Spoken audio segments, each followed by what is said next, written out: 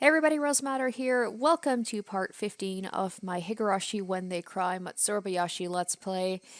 I feel like this is going to be the end. I know I've said this multiple times before, but I feel it in my bones. I think this is truly going to be the end of my entire Higurashi Let's Play, and I don't know how to feel about that. I'm, of course, excited to see how the series is going to wrap up and, hopefully get that perfect world that we've been waiting so long for, but at the same time, this has been one of my favorite and most successful Let's Plays, and part of me is not ready to let it go, but, all good things need to come to an end. So I hope you guys are excited to see my reaction to the finale of this series. So I'm gonna stop, and we are just gonna go ahead and we are gonna see how this ends.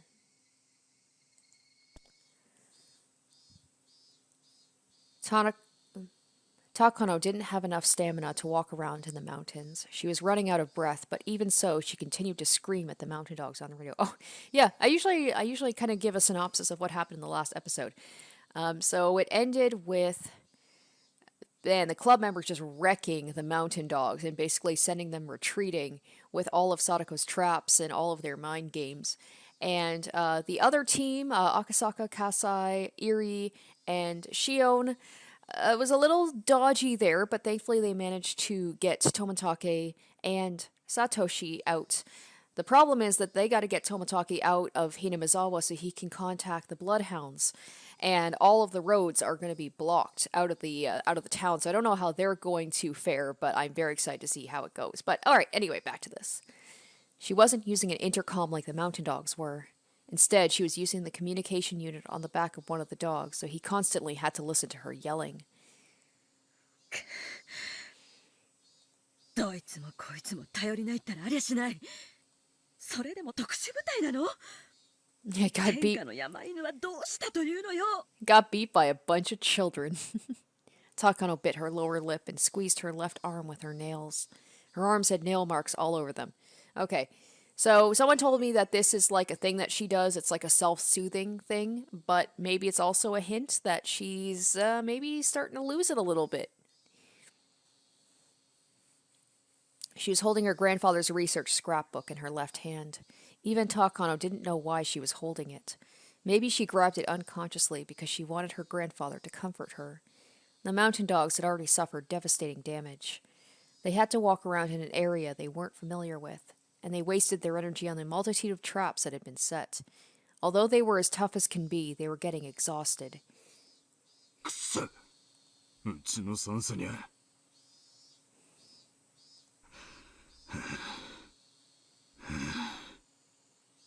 ウグイス1よりウグイス13。用心しろ。お前の左翼が沈黙した。今度はお前が狙われるぞ。ふざけるなよ。なんだってんだよ。俺かよ、畜生。 He panicked. The same thing kept happening. His team members had been going down one at a time, starting from the left flank, and he was next. Did that mean the enemy was coming from his 9 o'clock? No, those demons didn't think normally. On this mountain, being aware of 360 degrees around yourself wasn't enough. Even being cautious of the ground below your feet and sky above your head wasn't enough. Where are they fucking coming from? Those bastards. Come here, come the fuck at me. Once again, these are children that are outsmarting these guys. It's amazing. Nightingale 13 held his taser in front of him as he looked around timidly. This taser could have been a powerful weapon, but it was far more effectively used indoors. On this mountain, it was almost worthless. Nightingale 13 heard a noise behind him from a bush. He thought he saw something, so he fired his taser. The electrodes flew out into the bush. Did he just imagine it? He felt a tug on his taser. The cord from the taser was stuck in the bush, and he couldn't rewind it. If it wasn't useless before, it had certainly become that way. Then he heard a noise behind him again, and this time he saw someone coming at him. But his weapon was useless. The newcomer growled at him. Oh, Hanyu! Like, the most, least intimidating one, I should say. Although she's got that aura of a god about her, right? That was all it took. Because he was so scared he didn't think. That was exactly what Sadako expected. Sadako, who was up in the tree, dropped a metal bucket on his head. It landed perfectly. The bucket had some drawings on it. What were they? They were drawings of strange unknown creatures. They somehow resembled those strange characters you see on educational TV programs. かわいいよお持ち帰り As Rena jumped out from another bush, she hit the bucket with a stick. No, maybe it should be described as a strike, instead of a hit. The man flew backwards. Keiichi was ready for him. The stance he was in looked a bit like... That's it. He looked like a batter in a batter's box, using his baseball bat for good instead of evil this time. He was on one foot. That was the legendary one-foot swing created by that one famous world-famous baseball player. Destructive force can't be measured from just one direction. It's a function of both speeds added together. Both Keiichi's strike and the speed of his opponent created a truly amazing destructive force.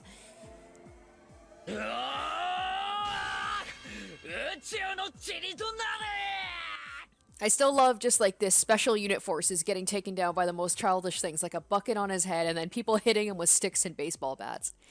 With an exhilarating and magnificent sound, the mountain dog flew into the air in the opposite direction. Then he rolled down on the ground and stopped. There, Rika awaited him. It was almost as though they calculated that he would end up there. かわいそかわいそなのですなでなでみーみー Rika patted the bucket happily. This comforting moment for Nightingale 13 only lasted for a second. Mion shot her taser in his butt. Nightingale 13 jerked for a moment, then went limp. And it's good to see the taser come back, too. I was like, Shion didn't have it, so I'm glad Mion does. いっちゃ上がりこいつも踏んじまっちまいな Keiichi and Rena jumped on him and tied his hands behind his back with wire. 完全に決まりましたですよ部活コンビネーションなのです I am afraid this is going too well for them. Maybe once Takano sees them, like, she's just gonna go nuts and shoot at them or something.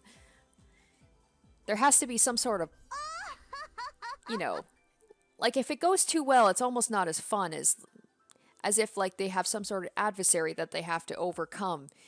It's like if you play a game and it's too easy, you know? It's like, it's a little bit better when you have a little bit more of a challenge.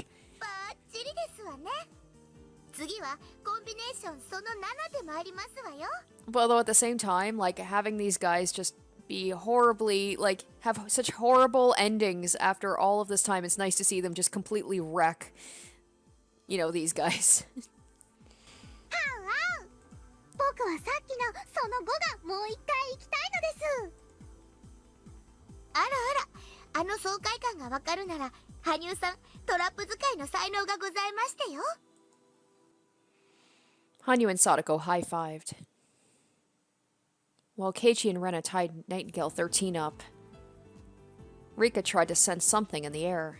みーみーみー She's so cute. ピカーン向こうの方角から別の気配が近づいてくるのですよみーみーみー反応は2かなり怯えてるのですよニパー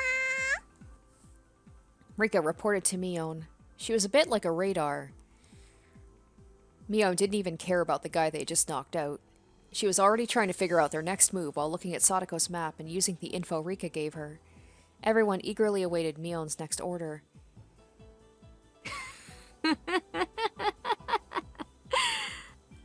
なんだいみんなのその目はまだまだ食い足りないって確かにね我が部としちゃようやく体が温まってきた程度だしね行っちまうこの山でみんなやっちまうか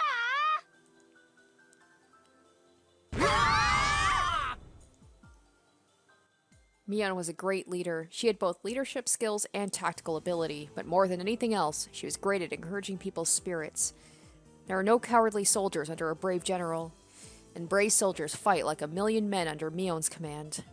Nobody could stop Mion and her club members. Both Mion and Okanagi's original estimates were too low. Now Okanagi was thinking something else. Before they started the siege, he likened one of them to a well-trained platoon, but that didn't fit anymore. They were on par with an elite armored division. Foot soldiers couldn't beat an armored division. What Okanagi had was just a company. Where was the air support or a bombardment from a warship or an artillery base? Okanagi needed someone to pump the mountain full of holes. If he couldn't have that, he needed a submarine to fire a nuclear weapon. If he couldn't have that, he wanted to retreat. Okanagi no longer doubted it. The enemy commander was a genius. And she's like 16. It's amazing. Under a mighty commander, all soldiers became heroes. He wanted to see the face of the commander, or at least he wanted to know their name. But then Okanagi remembered that demons used to live in Hinamizawa. He also realized the commander had to be a demon. ウグイス13沈黙。大鳥4沈黙。こちらひばり10。子供の笑い声が聞こえる。包囲された。Oh, that's terrifying just to hear children laughing as they're coming at you like intending to take you out. ひばり10退却しろ退却しろ。退却ってどっちにだよ。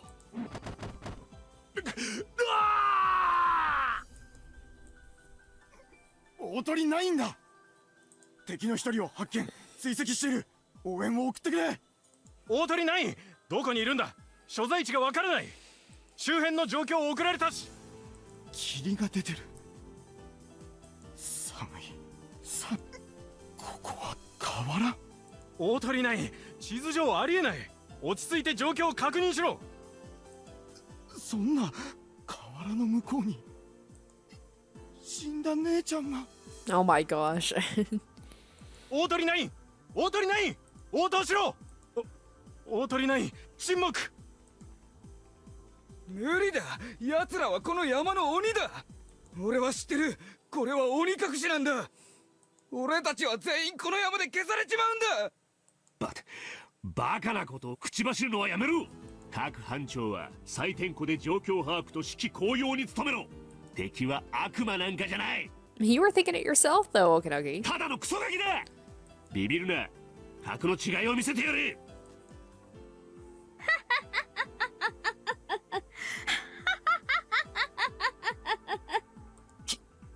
聞こえる。誰のインカムから聞こえてるんだ。That was a pretty good laugh. Hanyu does have a little bit of a intimidating, aura when she wants to. 俺じゃない。俺じゃない。クマだ。大鳥3だ。I was like, these guys are kind of doing half the work for the club members. It's like they've just gone into such a delusional state that it's just like they're imagining things that aren't even there. It's like they're making their job so much easier. ここには野生のクマがいるのか。聞いていない。大鳥1一度撤退し下記の武装の検討を。バカ言うんじゃねえ。いくら矢後内三家ったって野生のクマがいるはずねえだろう。連中のハったりだ。乗せられるな。人の身に過ぎたるを知らぬ愚かなる人間たちよ。汚すことを許されぬ聖地を踏み荒らす罪を知るがいい。我に感謝せよ。聖地を汚した罪をあがなう機会を与えしことを感謝せよ。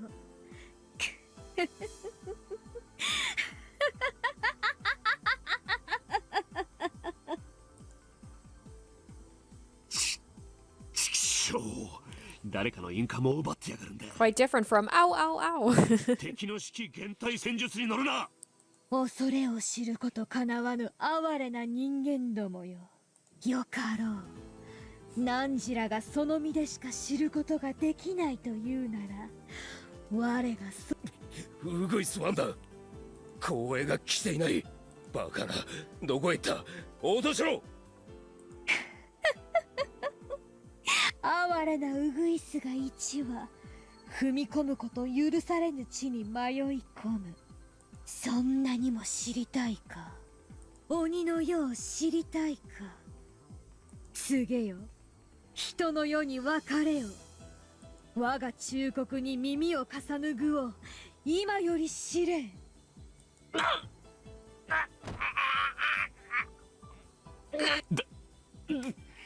誰の姫だ今のは。ウグイス天候を取れ。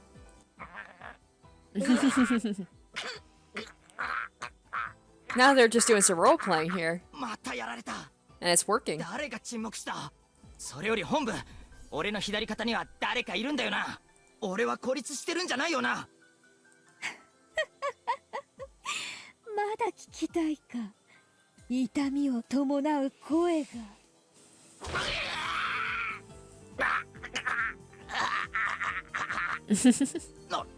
なんだよ今の音。何がひしゃげたらあんな音になるんだよ。俺昔電車の飛び込みを見たことある。あん時と同じだ。全身がひしゃげる音だ。嫌だ、そんな死に方ごめんだ。死にたくねえ、死にたくねえ。やめてくれ山の神様。俺も好きでやってるわけじゃねえんだ。給料もらってやってるだけなんだ。ウグイスワンより本部、ダメだ。士気の高揚は困難。隊員の脱落と士気低下は深刻。これ以上の戦線維持は困難。 And that's the difference between getting paid to do a job and doing something because you're passionate about it. The club members are united to save the town and Rika, and these guys are just doing it for a paycheck. 損害が増えるだけだ。だから落ち着けウグイスワン。他の隊員は野戦の素人ばかりじゃねえか。お前はあの地獄の卒業生だろうが、そのお前が混乱してどうするんだ。落ち着け。お前が範を示せ。本部、ウグイスワンが応答しない。そんな、あの人がやられるなんてダメだ。やっぱり悪魔だ。ダメだ。敵は心理戦までこなしやがるのか。ガキどものくせにプロの不正規戦部隊に指揮減退戦術まで仕掛けやがるというのか。 Radios are usually helpful communication tools, but in this case they backfired. The club members took an intercom from a mountain dog they knocked out and used it to quarter the other members psychologically.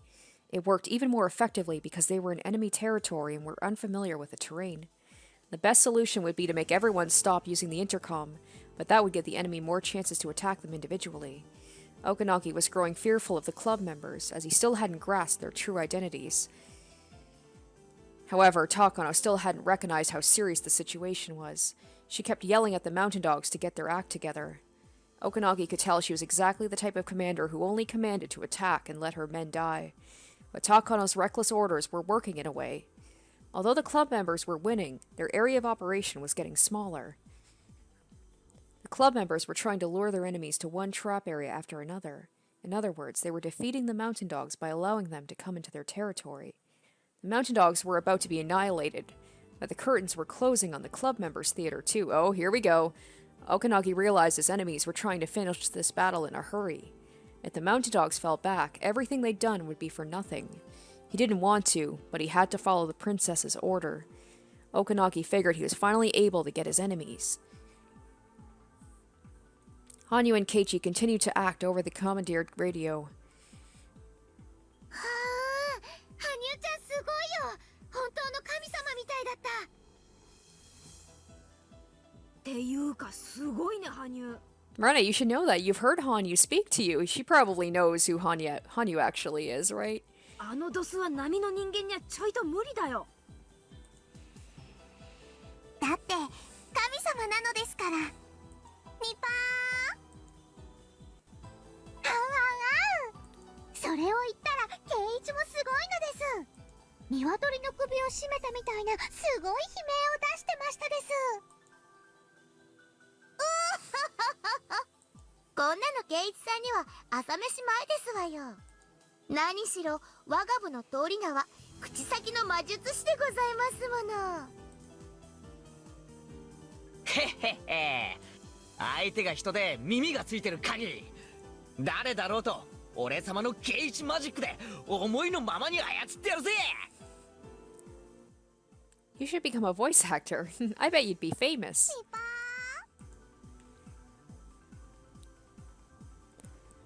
聞こえる？私は高野よ。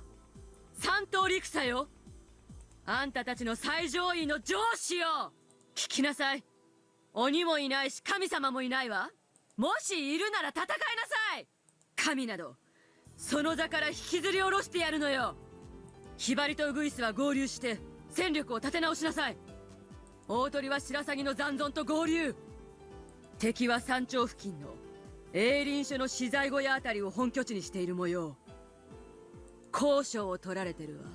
こちらの動きが筒抜けのはず。奇襲はあって当たり前よ。差し違えてでも倒しなさい。サンサ、武装に戻る許可を。奴らを制圧するにはテーサーでは無理です。許可できるわけないでしょう。私たちは今奴らを完全に包囲して追い詰めているのよ。ここで引けば取り逃がすわよ。私たちはあいつらの首に両手をかけてる。あとは締めるだけなのよ。Can the club members hear her talking to them? Because if she knows where they are, then they need to retreat or they need to figure something out. At the same time, Okanagi received another radio call. Using that line meant his caller didn't want Takano to hear the conversation. Okanagi understood the meaning of that, so he walked away from Takano and answered quietly. 指揮者より大鳥湾、緊急事態です。診療所研究区画が襲撃を受けたようです。エントランス区画への侵入者警報を受信しましたが、すぐに解除されました。ご法事の手続きによらない解除です。状況の確認を求めていますが、無線に応じません。現在研究区画の武装保安隊も含め全員が沈黙しています。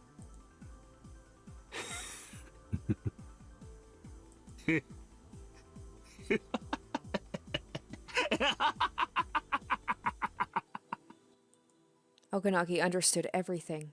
He had been fooled. He suspected a diversion, but he never even thought that the heavily armed security unit of the mounted dogs could be bested.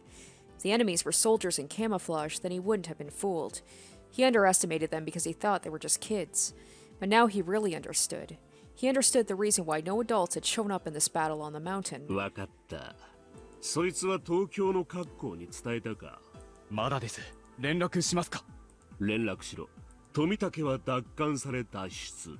村境で封鎖線を張らせてるが、武装保安隊を秒殺した連中だ。RPG 一機では難しいだろう。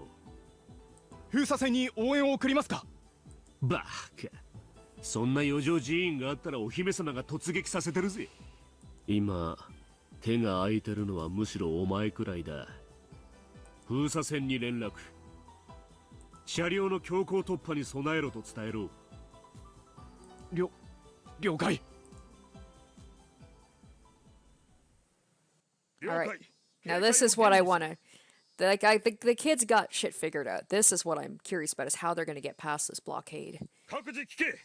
診療所が襲撃され捕虜を奪われたとの連絡が入った。敵はおそらく車両にて強行突破を試みるものと思われる。 RPG を準備。他は一斉射撃で蜂の巣にしろ。射殺許可は出ているぞ。 One of the mountain dogs nodded and opened a narrow case in the trunk of the van. In that case was a powerful anti-tank weapon, designated RPG-7. This was a weapon that many said changed the history of modern warfare.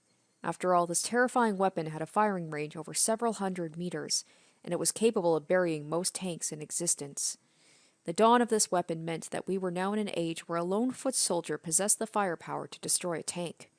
It was capable of reshaping the history of warfare. That was the RPG-7. Each of the other 4 members had an MP5, the weapon used to destroy the tire on Erie's car. There was no question that the blockade team was well armed. They waited in the van until the enemy vehicle showed up.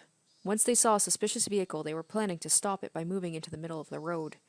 They intended to destroy that vehicle by firing all at once. They all watched very carefully for suspicious vehicles coming from Hinamizawa. This was the only road that connected Hinamizawa to Okanamiya. It would take more than half a day to get there if they used a different route. Their blockade was where the gravel road changed to a paved road. It was what people called the village border, and was their last chance to stop anyone from leaving. Hinamizawa was at a higher elevation from that point, so the vehicle would be coming downhill. They were probably expecting a barricade as well as heavy resistance from the mountain dogs. If they wanted to pass this point, the only way would be by force. They could start a gunfight, but that would take too much time. Since they didn't want to waste any, they should avoid unnecessary conflict. Grumble. Someone's stomach growled, but nobody made fun of it. That was understandable. Since all the members were getting ready for a battle, nobody even wanted to laugh. They looked at the clock. It was almost noon. Of course they'd be getting hungry. At that time, they heard a noise coming from the direction of Hinamizawa. Obviously, the car was going very fast. The van moved to the middle of the road and stopped there. Some of them hid behind the van, and some hid in bushes on the side of the road. They pointed their guns at the suspicious vehicle coming towards them. The car must have been going very fast, but this was a straight road. No matter how fast it was going, it couldn't escape. That car happened to belong to Kasai. The shining black paint and the sound of the engine made it clear it was a very nice car. ギリギリまで引き寄せろ。撃てるのは一発だぞ。一撃で仕留めろ。 The RPG-7 fired unguided rockets. Therefore, hitting a quickly moving target is extremely difficult. In this case, however, their target was straight ahead. If the car tried to swerve suddenly, it would flip. If that was the case, it wasn't necessary to shoot directly at it. Besides, according to what Kasai said, its power could easily flip a car without a direct hit. Even if there was only one chance to fire, the mountain dogs were definitely in an advantageous position. Tomotakeさん、不審なワゴンが路上を封鎖してます。伏せてください。注意して、向こうのワゴンの鼻先に当てるようにするんだ。分かってます。一度経験してますので。Alright, Akasaka. You kind of fucked up during the clinic rescue, but you can still redeem yourself and do something cool. The mountain dogs aimed at the vehicle. It was coming right for them. まだまだ引き寄せろ。距離100未満まで引き寄せろ。分かってる。即挙してろ。 They obviously have some sort of plan. The mountain dogs in the bushes laid in wait, ready to fire. The rocket on the tip glinted eerily like it was waiting for its prey. 距離200、150。攻撃用意。 The soldier put his finger on the trigger of the RPG-7. And then Akasaka burst out of the car and ran at full speed right into them, and with his amazing shonen hero powers took them all out by himself and cleared the road. Akasaka さん、衝撃に備えてください。距離100。撃て！ What? What happened? Didn't the RPG-7 fire? That was when the one measuring the distance next to the shooter noticed something. The shooter soldier had been hit. He was tumbling to the ground. Oh, shit! スナイパー。銃声はなかった。距離400以上だ。そんなのどうでもいい。Akasaka. 撃て撃て！ Only the regular guns could stop the car now. The other mountain dogs fired all at once, but immediately they realized something. The car had been hit by a hail of bullets at close range. Any normal car would have been on fire in short order. But there was nothing. This wasn't a normal... Oh, it's like bulletproof, isn't it? Of course it is, it's Kasai's car. そりゃそうです。園崎家御用達の Yeah. 防弾リムジンですから。葛西 RPG を観測手が拾った。撃たせるな。この距離で外すとでも Oh, it was Kasai that fired the shot. Right, Akasaka's driving. Shion and Kasai were far beyond that straight road. They were in the enemy's blind spot on the other side of the hill on top of an abandoned car. Shion was on her knees checking the mountain dog's movements with a pair of military-grade, high-power binoculars. Kasai was lying on top of the car with a sniper rifle in his hands. Good job, guys, damn! I knew they had a plan, but this is awesome. Shion figured this would be where the mountain dogs would place their ambush, so the only way for them to beat the dogs was to snipe at them. Both Shion and Kasai took sniping lessons in the US during the dam conflict. Kasai was now aiming at the man who picked up the RPG and was trying to take position with it. Again, the RPG wasn't fired and it was down on the ground. The two who tried to shoot were both groaning and clutching at their wounds. They were both shot in the shoulder. The wounds wouldn't kill them, but they definitely couldn't fire that rocket. The car had arrived. The mountain dog screamed and dove out of its way.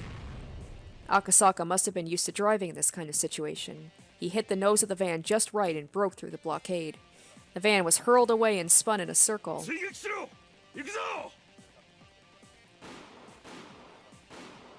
As the mountain dogs tried to get back in the van, Shion and Kasai shot at them. 銃声が完全に着弾より遅れてるぞ。超長距離狙撃だ。狙撃教練を完全に終了してるベテラン狙撃手だぞ。あと、それと同格のベテラン観測手がペアだ。こっちの動きが丸見えらしいぞ。狙いが正確すぎる。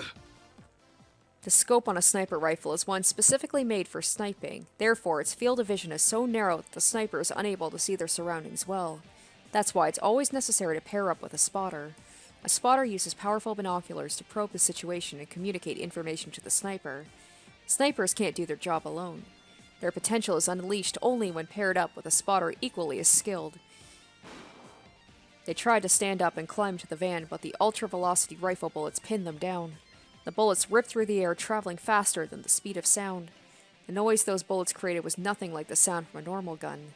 It almost sounded like the Grim Reaper himself swinging down his scythe. Furthermore, they could see the mountain dogs, but the dogs couldn't see them. Only those who actually had experience being sniped at could understand this fear. ダメだ車に近づけない俺たちはいいお前たちだけでも追えわかった俺たちだけで追撃する There was a driver and one mountain dog in the van. They had to leave, otherwise it would be too late. The driver made a snap judgment and slammed on the gas pedal.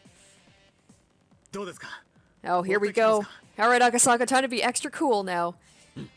Or Tomotake could, too. I mean, Tomotake probably has some, gun training or whatever. Maybe he could shoot at them while Akasaka drives. 来てるよ運転がうまいねあんなワゴン車なのに追い上げてくるよ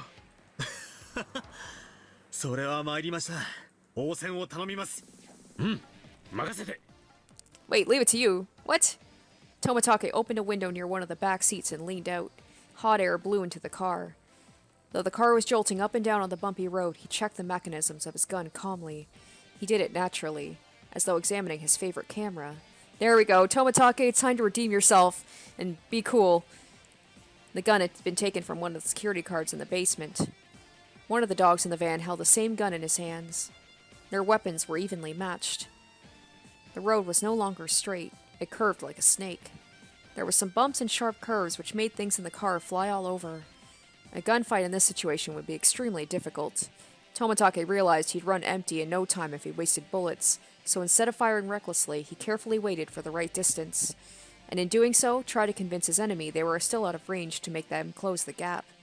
On the other hand, the mountain dog couldn't take it any longer. He fired, wasting his bullets on the bumpy road. Some of those bullets hit the body of Kasai's car, making a nasty metallic noise. 富武さん身を乗り出していては危険です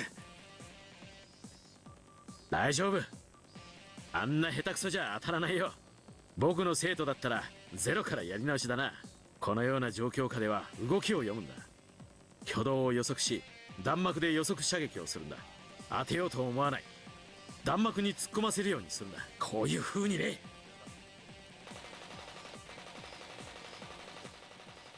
Tomotake fired for the first time after cautiously waiting for the perfect moment. Those who understood guns would be fascinated with his shooting form. His stance was so firm he didn't lose control, even in the violent burst of shots. Yet there was no unnecessary tension, just enough slack. Despite being in such an anomalous position as leaning out from the car, Tomotake was shooting very precisely. It was nothing like when the mountain dog did earlier. He shot at just the right time, so his bullet went where it was supposed to go. It was hard to believe they were using the same gun. Nasty metallic sounds etched themselves into the body of the van, which made the mountain dogs realize just how good Tomotake was. くそあいつめちゃくちゃ射撃がうまいぞただの東京のジム屋じゃねえのかよ俺噂に聞いたことあるんだ富武に行って事故でジム屋に移ったらしいが教官時代は不正規戦部隊の射撃教官だったと聞いたぞなんだよそれってことはあいつ Tomotake started to aim for the driver's seat to pressure them to give up. The mountain dogs could tell they were in a predicament. Tomotake was capable of hitting his targets easily, even on such a bad road. Furthermore, they were in a bulletproof limousine, while the mountain dogs were in a regular van. The van, which incidentally was facing the limousine in pursuit. All his shots had just been warning ones. Unless the mountain dogs called off their chase, Tomotake would start shooting at them soon enough. They had no chance of winning. Yes, this is amazing. 封鎖線が突破されたならそれ以上はもういい。深追いするな。富武は射撃の名手だぞ。死に急ぐな。どうする？行かせていいのか？了解。こちら追跡車両。追跡を断念。 Yes. Oh, this is the episode where everything is going right. 諦めたようだね。向こうは速度を落としたよ。あれだけの銃撃戦をしたのに全く平静なままですね。相当の場数をお見受けします。訓練の賜物さ。 And here was Takano saying he was boring and vanilla. I was like, he's got some hidden talents. Tomotake, having slid back into the car, raised his fist in victory. He was as easygoing as ever, even after a gunfight. Akasaka felt like he was finally getting to know Tomotake for the first time. 富武に Yes, the Bloodhounds! Yes! ご無事でしたか。連絡が取れず心配しておりました。 Tomotake was making a call from a telephone booth outside of Okanagi. The phone lines around there were on a different network than the one the mountain dogs had sabotaged. That was why he could make the call. Tomotake had called Tokyo immediately, but then again, Okanagi's got that mole in Tokyo as well, so I feel like things are going a little bit too well, so we'll see what happens. He told Tokyo there were some spies from the mountain dogs within Tokyo's research division, which is how they found out where he was. He also told them he was captured, but that he had escaped. He told them they were fooled by the diversion, and that they were on the mountains as they spoke. While he was captured, Major Takano, the ringleader, had hinted at the existence of mastermind she was working for, etc. He explained everything he had learned thus far. 入江機関の早急な鎮圧を。彼らはすでに地上での発砲を繰り返しており、このままでは村人に発覚するのも時間の問題です。番犬の緊急出動を強く要請します。もしもし、調査部の岡だ。無事でよかった。番犬はすでにひなみ沢地区の南方30キロで空中待機してる。こちらも上層部に鎮圧命令を求めていたのだが、石頭どもが事なかれ主義で渋りやがってな。だが君が無事ならば話が早い。君の話はすぐにトップに説明する。許可はすぐ出るだろう。20分以内に番犬は到着する。つい今、高野三佐とお好み兄に逮捕命令が出たぞ。This is amazing. 機関の即時制圧と山犬への武装解除命令も出た。君のおかげだぞ。でかした。When is it? What's gonna go wrong? Like I said, everything's going too well. Tomotake walked out of the telephone box. 話はつきましたか? Unless that guy is the spy. They said someone in the research division is a spy. I'm like, hopefully it's not that guy. ええ。番犬部隊が鎮圧に緊急出動するそうです。すでに近くに空中待機していて、20分ほどで吸収するそうです。どの程度に強いんですか？その番犬という連中は。山犬が機密保持のための多目的部隊だとしたら、番犬は戦闘のみに特化した精鋭部隊です。装備も人材も比べ物になりません。おそらくあっという間でしょうね。Akasaka looked at his watch. It was about 12:30. The bloodhounds would arrive in about 20 minutes. Akasaka remembered how hungry he was. Now everything's just gonna like take a little bit of a downturn now. Just relax for a second. It was lunchtime already. If he was brave enough, he would head to a noodle shop, and by the time he was done, everything would have ended. For the mountain dogs, who fought well until the last possible moment, it was ending rather too soon. They were in an area where rice fields and a residential area mix. It was the border of Okanagi. The sun was covered by a thin layer of silver clouds, and a cool breeze was blowing. It looked like it might even rain a little. The two of them couldn't even remember how many times their lives were threatened that day. They wanted nothing more than to let the rain soak their bodies. After a while, Akasaka spoke. どうしますか、富武さん？どうするって何をだい？私、ひなみ沢へ戻ろうと思っています。まだみんな戦ってる。そうだね。でもいいのかい？一度はくぐり抜けた視線だよ。リカちゃんが。Yeah, exactly. He's not gonna leave her alone. まだ約束は果たし終えていません。Akasaka. なら、戻ろう。僕も用事があってね。ちょうど戻ろうと思ってたんだよ。赤坂さんはヘリの旅の経験はあるかい？乗せてもらえることになってるんだ。They watched the breeze blowing over the rice fields for a while, then returned to the bullet-ridden car. The car started up quickly and they drove it back the way they came. It was only noon. There was still plenty of time before the Watanagashi festival began. Oh my gosh, I want all this to happen, and then they all just go to the Watanagashi festival at the end like nothing happened. Rika makes it in time to be the shrine maiden. It's all a good time. Takano and Okanagi getting arrested. Amazing. That's not what I'm going to get, is it, though? Clouds covered the sky, and it suddenly grew cool. It was going to rain a bit, according to Okanagi's intuition. He already knew that their enemy had broken through the blockade, but he hadn't told Takano about it. By then, it really didn't make any difference if she knew or not, and he also wanted to reach the top of the mountain. Okanagi was only thinking about one thing. He was thinking about the enemy's commander who made the day so horrible for him. He just couldn't accept his defeat until he saw the enemy's commander face to face. The battle was already lost. They just had a princess who didn't think they had yet. With the rest of the mountain dogs fallen to the traps and ambushes, Okanagi had ordered all units except his own to fall back from the front line and into the vehicles. The only ones left to go on were the very determined princess, Okanagi himself, and a handful of exhausted members of the mountain dogs who could barely walk.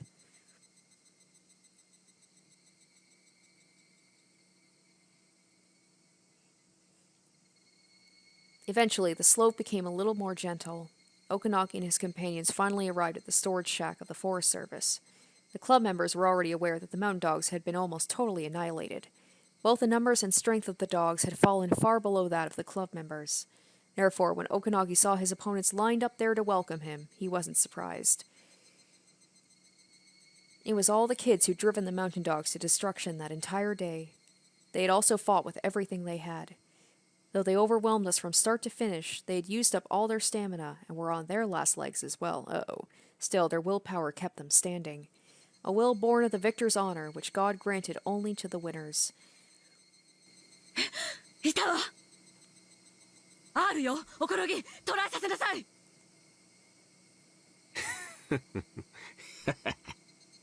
サンサ、よくもこんなざまの我々をこき使えるもんです。何？私に逆らう気なの？まさか逆らう気なんか最初からありませんやね。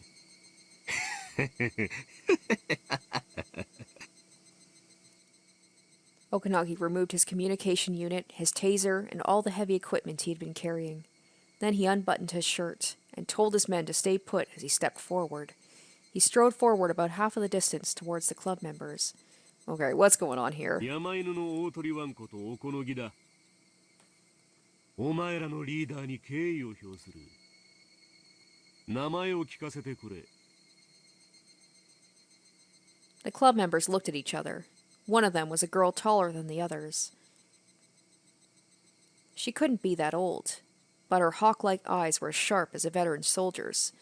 Okanagi didn't know her circumstances, but only those whose lives were threatened on a daily basis had eyes like that.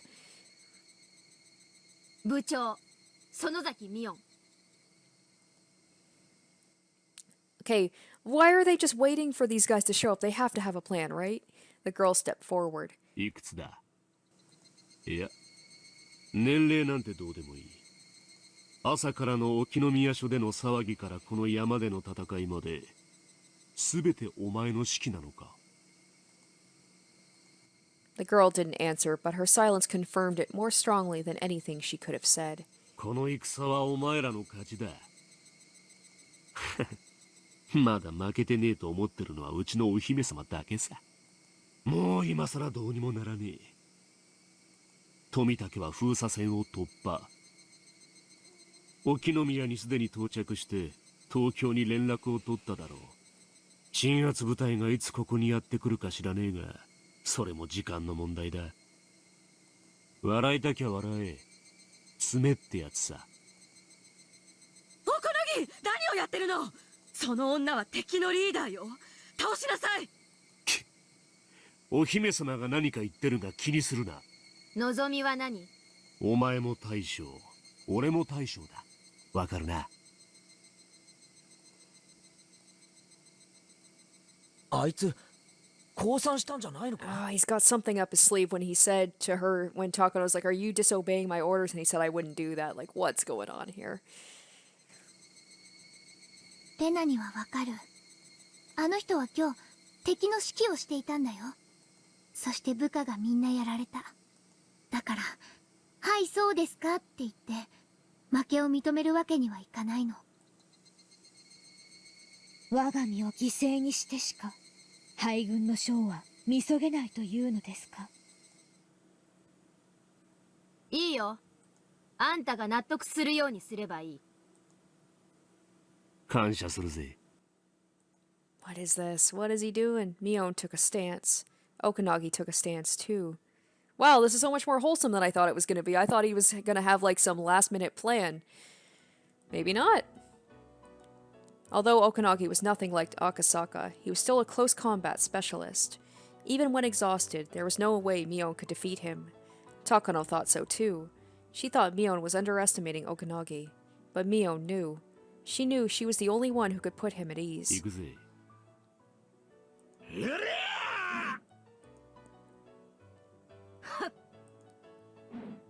Okanagi readied, launched sharp for his waist, but Mion deflected it to the side with her elbow, wrapped her arm around and underneath it, wrenching it back behind him, and forced it up into a hold. And then she twisted his arm even further. Okanagi was certain she was going to snap a bone. It was an excellent technique. She took his arm in one flowing motion. It was clear Mion's self-defense techniques weren't spur of the moment. However, she didn't break Okanagi's arm, but instead threw him onto the ground. She didn't deliver the final blow, but rather chose to look down on him.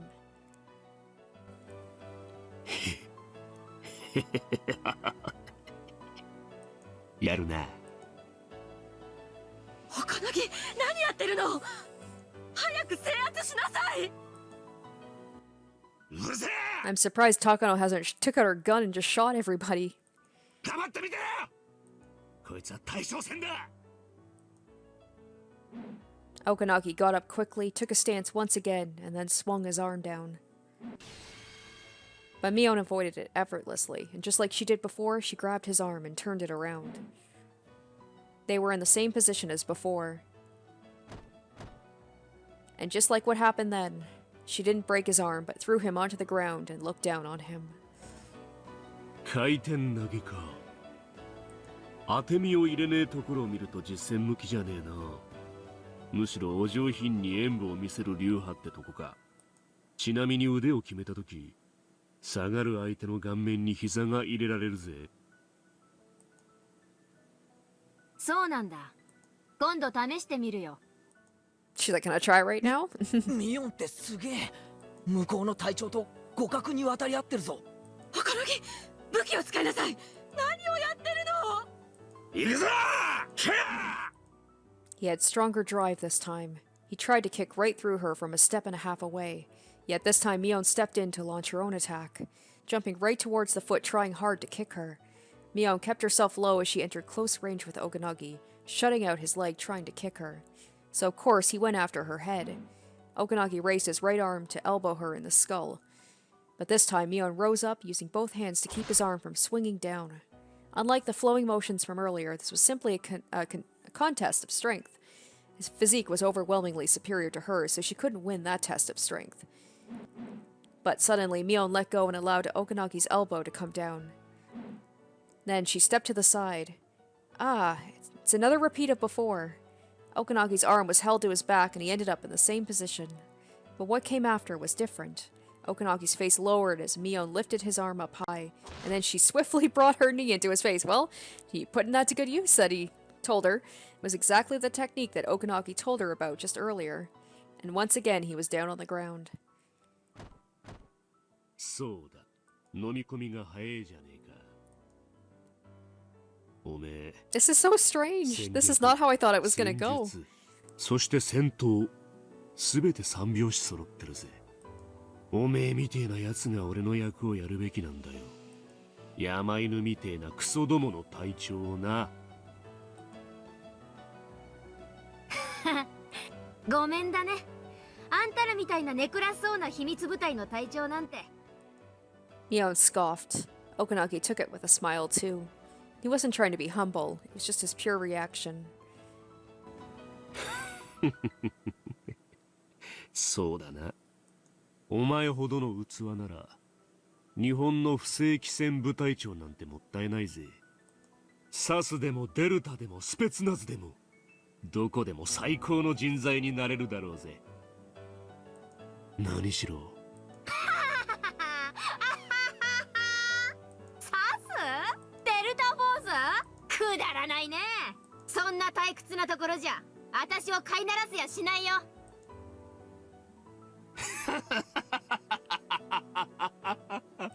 そうだろうな。This is so weird. Like in another lifetime, these two could have maybe been weird friends. そうだろうよ。なら聞かせてくれ。お前ほどのやつなら何の隊長を望む？隊長なんて興味ないね。部長でいいね。部長。英国情報部あたりってとこか。妥当だな。ダメダメダメ、なってないね。あのね、私がやりたい部長はたった一つ。ひなみ沢分校の我が部の部長だけさ。罰ゲームのない戦いなんてごめんだね。口先の魔術師前原圭一、怪異モードの竜宮レナ、トラップ使いの里子に燃え落としのリカちゃん、そして期待の新人フルで羽生。これだけ揃ってなけりゃ世界のどこだろうと退屈だね。勝てねえ。勝てねえよ。こんなやつが隊長だったんじゃ勝てるわけねえやね。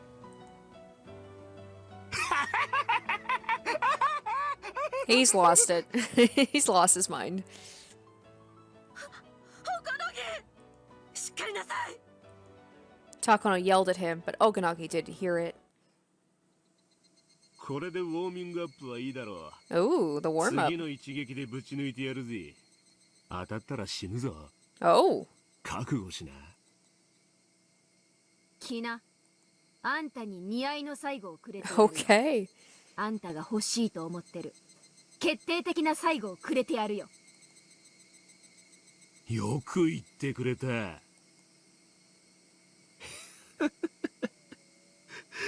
よく言ってくれたぜ。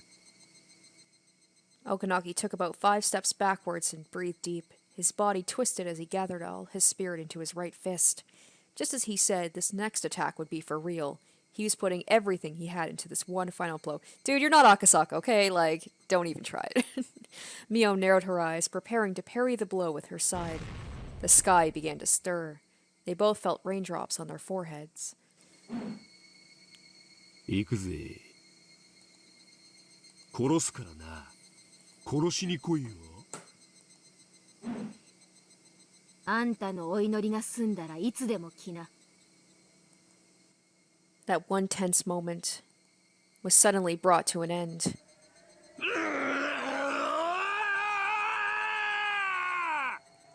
He dashed forward from a low position, just like a runner from a starting line. Then he added the twist from his body into the blow, as his right arm roared with all his power.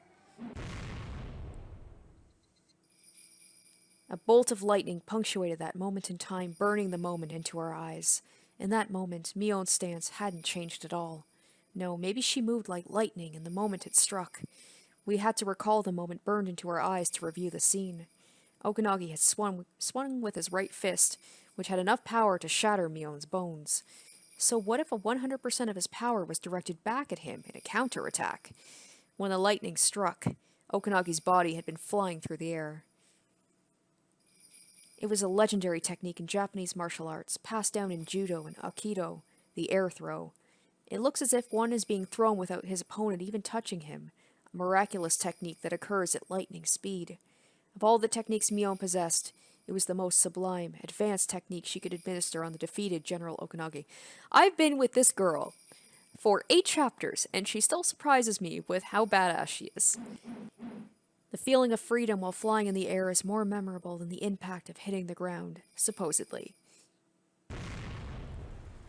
When Okanagi hit the ground behind Mion, a heavy rain suddenly began to fall.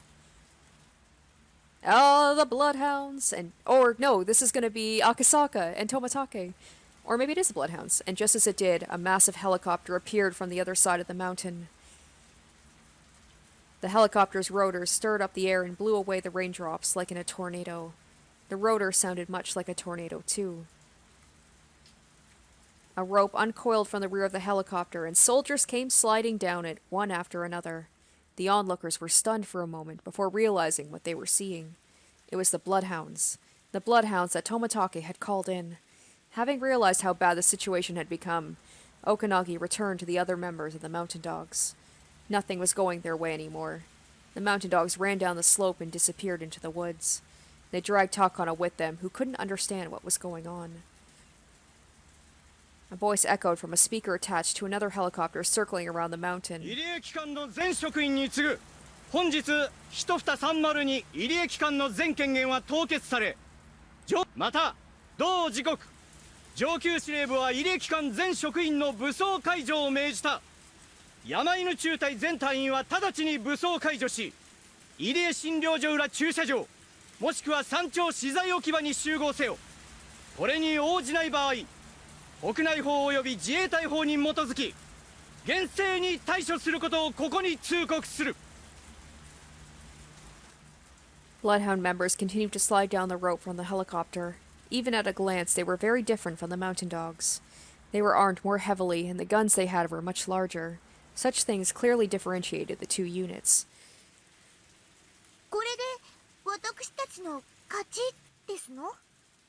That's a weird feeling, isn't it, in this game? Like, we finally won? What? わかりませんのです。僕も初めてのことなので、勝ったのかわからないのです。 It's funny, Rika like me is like, alright, don't get your hopes too high up because things can always take a turn at the last moment. But I think this is it. Sadako and Rika sat down and hugged each other. They were both soaked in rain, but they still sat down in the mud. Mion stood solemnly in the rain, as the leader of the winning team. The mountain dogs had abandoned the field. They all ran away with their tails between their legs. Keiichi and Rena ran over to Mion. Mion. みーちゃん終わったね。ああ、これで部活は終わりさ。リカちゃんも無事、みんなも無事。みーちゃん。 It's amazing. We didn't lose anybody. ミオンがみんなを率いたんだ。ミオンのおかげの勝利さ。But Mion didn't seem to be listening to Keiichi and Rena. Instead, she mumbled to herself. 私さ、部活の罰ゲームって好きなんだよね。部活ってさ、残酷だよね。仲間で戦い合ってさ。つまりそれは、その子がビリだってみんなが見下すことなんだよね。見下してなんかいねえだろ。楽しく罰ゲームをして、それでおしまいさ。そう。罰ゲームで楽しく遊んで、敗戦の賞の責任をさ。楽しくみんなで笑って、それでチャラにできるから好きなんだよね。負けた本人も含めて。Oh. みんなで笑って。She's like, this feels like a hollow victory because not everybody is in good spirits after. 誰も傷つかない。みんなで楽しく笑って、おしまいにできる。おこのぎってやつは、私に投げ飛ばされて、叩きのめされなきゃ、自分、そりゃさ、今日何度もヤバい目にあったよ。殺されそうに何度もなったよ。でもさ、もう終わりでしょ？ゲームセットなんだよ。なのに、彼らにはチャラにする罰ゲームがないんだね。Oh, there's gonna be a punishment, just not a fun one. Mio might have realized something when she threw Okanagi. Keiichi didn't think anybody else could understand that. ミオンが何を言ってるのかわからねえよ。もう忘れろ。あいつらはもう終わりさ。そうだね。これでもうすべて。みんな生きてる。誰も怪我してない。今は最高のハッピーエンドを喜ぼうよ。そうだな。誰もやられなかった。最高のハッピーエンドじゃねえか。While they hadn't yet confirmed Shion and Kasai's safety, they were correct. This was the happy ending they had all been fighting for. However, Mion was still thinking. She only understood the reason for that in the moment the thunder struck. But as soon as the flash of the lightning disappeared, her understanding vanished as well. All she could remember was she noticed something very important, and shortly after she completely forgot about it. She could only feel a great sense of loss. The bloodhounds soon surrounded the club members. At first they thought the club members were their enemies, but when Tomotake appeared he explained the whole situation. The commander of the bloodhounds appeared to beg the club members not to say a word about anything, as it was a politically sensitive incident. It was amusing to see a man like that beg while carrying all those weapons. Of course, they had no intention of talking to anyone about it. Once it had ended, it all felt like a bad dream.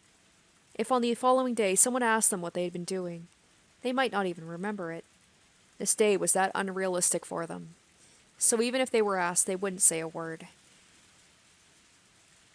Rika-chan. Yay! Akasaka Rika reunion and happy music. Oh. 赤坂無事でよかったのです。みこっちも大成功だったよ。そっちもみんな無事かい？入江診療所はすでに彼らが制圧したそうだよ。山犬の隊員たちも続々と投降に応じてる。隠れていた入江先生ともう一人の少年も彼らに保護されたそうだよ。Oh, Rika's gonna know about Satoshi. 監督も無事ですのね。よかったですわ。 Oh, Sadako didn't even catch that. Oh. 少年? Yes! But she can't see her brother yet because he still has to be looked over by Eri and can't be woken up. はて、どなたでございましょうね。富田さんか岡村さんあたりが巻き込まれて怪我でもしたのかしら。さとこ、本当によかったのです。 No. Rika's smile made it clear on what she had gone through. Someone could only smile like that after a long and exhausting struggle. Sadako had no idea what that smile meant. How much time would be needed to make her understand? Still, Eri would do something about it. For certain. He would bring Sadako's Nini back home. そうだ、さとこ。今日のお注射をしていないのではないですか? Well, hopefully with the Hidemazawa syndrome, like all that stuff being shut down, the clinic and everything, Eri can still give Sadako her shots. お注射をしないとダメなのです。あ、そうでしたわね。こんな時にも注射をやめちゃいけないなんて面倒な話ですこと。 Sadako seemed to have no idea that her medication was connected to the syndrome. Perhaps she was already aware, but pretended not to be. Rika vowed to herself no matter how long it took, she was going to witness with her own eyes the moment her best friend finally parted with her tragic past. このお注射も日に2回で助かりますわよね。以前の3回の時は本当に大変でしたわ。 Sadako also had no idea that Satoshi was involved in the development of her medication. Eri had said Satoshi, as a specimen, had contributed much to Sadako's treatment. Even while asleep, Satoshi longed to ease the burden on Sadako, and those feelings must have influenced Sadako's medicine somehow. Sadako had to inject herself in the stomach. For privacy, she ran into the grove of trees to give herself a shot. There was no danger in her doing so. One after another, the bloodhounds dropped down from the helicopters. Each helicopter must have carried at least 20 to 30 soldiers. There was one helicopter at the top of the mountain, and 2 more halfway down the slope. Troops were pouring down from all of them, leading to the impression that the entire mountain was under the bloodhounds' control. Nobody fired their weapons even once. The mountain dogs had no choice but to surrender. It wasn't raining hard at all. The sky should clear up after 20 or 30 minutes. It was the volatile weather typical of early summer. Sadako soon returned and spoke to her best friend. Rika, 羽生さんの姿が見えませんわね。さっきまで一緒にいましたのに。 Oh no, did she disappear because she did her job and she helped? Oh, we lost Hanyu. Oh. 羽生どこ? Oh, that's sad. Is she gone? Gone? It was stupid of me to think Tokyo had sent more support. They're acting as if they'd known of their loss for a while now. I was the only one who didn't know. どういうことなの？ Takano, you're gonna get yours, girl. 状況がさっぱりわからないわよ、おこのぎ。手詰まりってやつ。富武が呼んだ番犬が到着したんですよ。番犬名前は聞いたことあるけど、でも山犬と似たようなものでしょ。どうして応戦しないのよ。ご冗談を。山犬は所詮傍聴部隊です。対して番犬は本間門の戦闘部隊ですわ。花から勝ち目なんざありませんね。The remaining 3 members looked at me in exhaustion. Oh, we're at her point of view now. 大体どうして番犬が来るのよ。富武は捕まえてるのにどうして。他にスパイがいるんじゃないの。それは誰よ。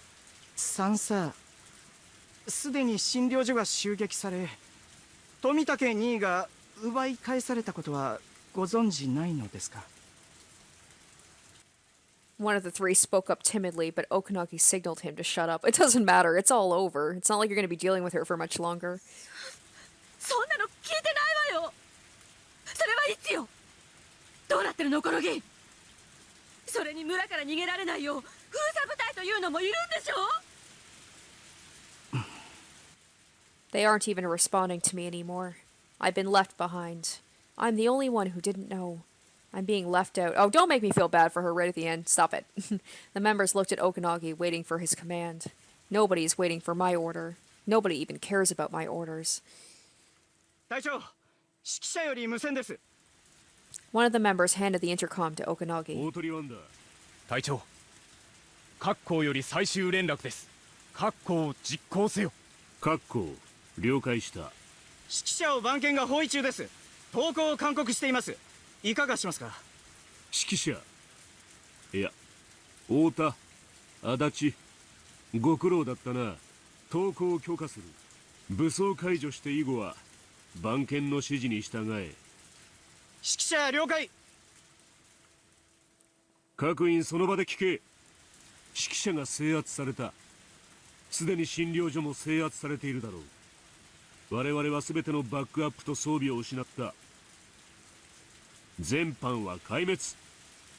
個々の隊員たちも武装解除に応じているだろう。山犬の完全敗北だ。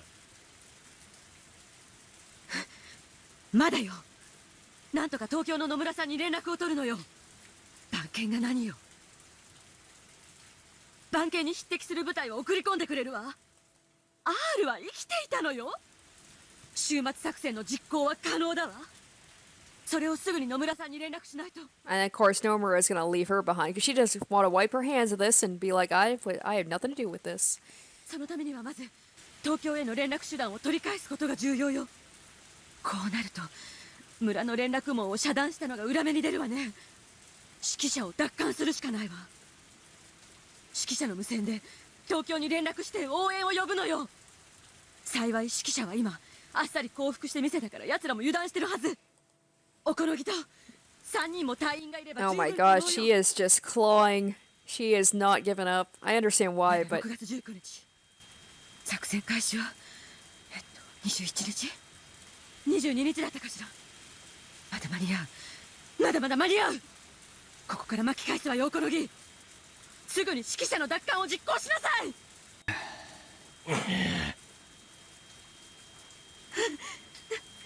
なんで誰も私の言うことを聞けないの。私は3歳よ。おこのぎよりずっと偉いのよ。おこのぎの言うことは聞けて、どうして私の言うことが聞けないの。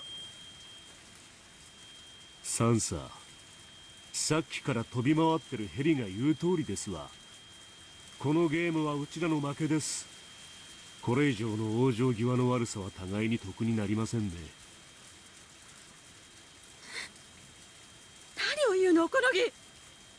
まだよ。もうくじけるの。あなたも R が生きているのを見たでしょ。今日の一日がおかしくなったのは R が死んだなんて噂が流れたからよ。でも R は生きていた。今日の一日はなかったことになるのよ。緊急マニュアルはまだ生きているわ。女王感染者が生きている以上改めて殺せばそこから48時間の緊急マニュアル執行可能な時間が。サンサ、緊急マニュアルがどうこうって次元じゃもうないんですよ。 I know Takono's whole thing is like, don't give up, because it's just like you gotta keep going, but like, oh my god. I wonder if anyone's gonna get through to her, if she's gonna do something really drastic and she's gonna end up maybe dying as a result. Like, I'm just afraid she's just gonna like take a weapon and be like, I'll go do it myself then. もう東京は女王感染者とか、それが死んだら48時間とか、終末作戦は完全に失敗しました。我々のクライアントはすでに証拠の隠滅に走り回っているでしょう。我々の役目ももうおしまいですわ。山犬なんて面白い舞台を10年ほど指揮させてもらいました。貴重な経験ができましたわ。それも今日でおしまいです。そしてサンサ、あんたの役割ももうおしまいです。何よそれ、私の役割。何のことよ。サンサ、あんたの役目はその手に持っておられるスクラップ帳を育て上げることでした。何の話よ。I didn't expect Okanagi to start talking about my grandfather's scrapbook. ひなみ沢症候群って病気があることは疑いません。だが女王が死ぬと48時間で村中が大パニックになるってのは見た者がいません。本当か嘘かなんて分かりゃしないんですよ。バカなこと言わないで。ほら書いてあるわよ。どこのページかしら。他の類似の脳内寄生虫症の症例から類推して統計的にどこよ。こんな時に限って。I flipped through the pages of the scrapbook in a panic. Plus, that thing's probably getting soaked right now, and it's probably gonna be all smeared and smudged. I can't even remember which page I'm looking for. Okanagi slapped the scrapbook aside and it thudded. No, it landed in a muddy puddle, so it splashed on— Oh, don't do that, my dude! Oh, that's her trigger, don't do that. The open pages of the scrapbook were face down in the muddy water, and already turning color as they soaked up the mud.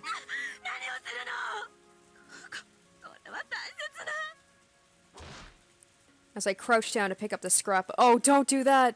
As I crouched down to pick up the scrapbook, Okanagi stepped on it. The splash of muddy water hit me in the face. Oh, I do feel a little bad for her here. I had to witness my precious scrapbook being stepped on and covered in filth. サンサ、このスクラップに書いてあることが本当だろうとでっち上げだろうとどうでもいいことなんです。 Dude, if she had a gun on her right now, you'd be dead. 真実だろうと虚偽だろうと実は誰も気にしてませんのですわ。それはどういう意味よ。I tried to get the scrapbook from under Okanagi's feet, but I couldn't pull it out.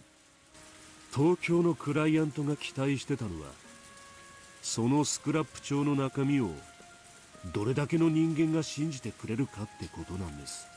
本当か嘘かはどうでもいい。ただ信憑性さえありゃよかったんです。本当か嘘かどうでも。そうです。どっちでもいいんです。でっかい研究所で偉い先生方が研究してこれこれこういう結果ですっていう専門用語だらけの難しい資料を作ってくれて中身などろくにわからねえ連中を騙せるだけの信憑性ってやつをそのスクラップ帳に与えることがあんたの役割だったんです。嘘なんかじゃないわ。私と祖父が何年にもわたって研究してきて。足をどけなさいよ。The scrapbook is getting soaked through. I'm trying my best so it's not ruined, but it's no use. 女王が死んだら村は皆殺し。そういうとんでもない話をお偉方に納得させられりゃよかったんです。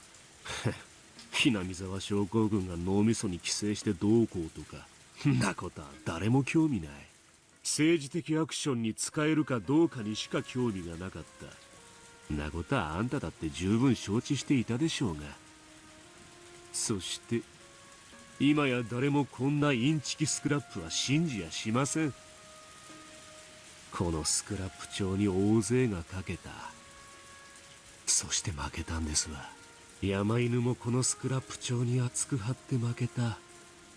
それだけのことですね。インチキスクラップなんかじゃない。これは真実なのよ。全部真実。おじいちゃんが調べて、私が調べて、そして書き上げてきた真実の研究結果なのよ。だってみんな信じてくれた。だからあんな立派な研究所を作ってくれたのよ。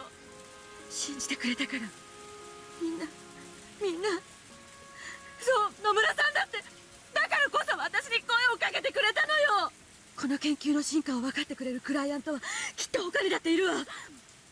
だってこの研究は人類の未来の可能性に。Okanagi got fed up and kicked me. I don't weigh much, so I fell backwards and became soaked in the muddy water. Okanagi walked over and looked down at me. 幸いなことに東京のクライアントも、そして Oh, for her to disappear? おい、 One of the mountain dogs, handed a gun to Okanagi. Okanagi checked the cylinder and threw it over to me. 何よこれ。サンサ、そいつで自分の頭ぶち抜いてくれませんか？ I looked at the gun. I'm used to seeing guns working at the Erie Institute as I do. I was never frightened by guns before, but for the first time, I feel scared just looking at one. よくあるやつですわ。トカゲの尻尾ってやつです。サンサ、敗軍の将の責任ってやつで、そいつで自分の頭ぶち抜いてください。そんな。 Nobody has ever told me to die before. Nobody's ever told me to kill myself. クライアントもうちらもサンサが死んでくれりゃ、サンサがあることないことやってくれたってことでうまーく丸く終わらせられるんです。すでに東京はその準備に入ってますね。バカなこと言わないで。そんなことできるわけ。I'm starting to sob. My body is shaking all over. まあ無理ならいいんです。今のあんたにそこまで求めるのは酷でしょう。 Okanagi pulled his gun out and pointed it at me. The other members, having realized everything will work out if I just die, looked at me coldly.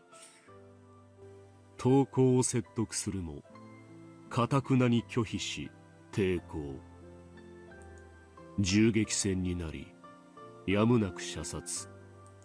そっちが本当の筋書きな I んで mean, す。 that's honestly where I thought it was going to be going. Like, I thought she was going to fight more with the gun. She was going to...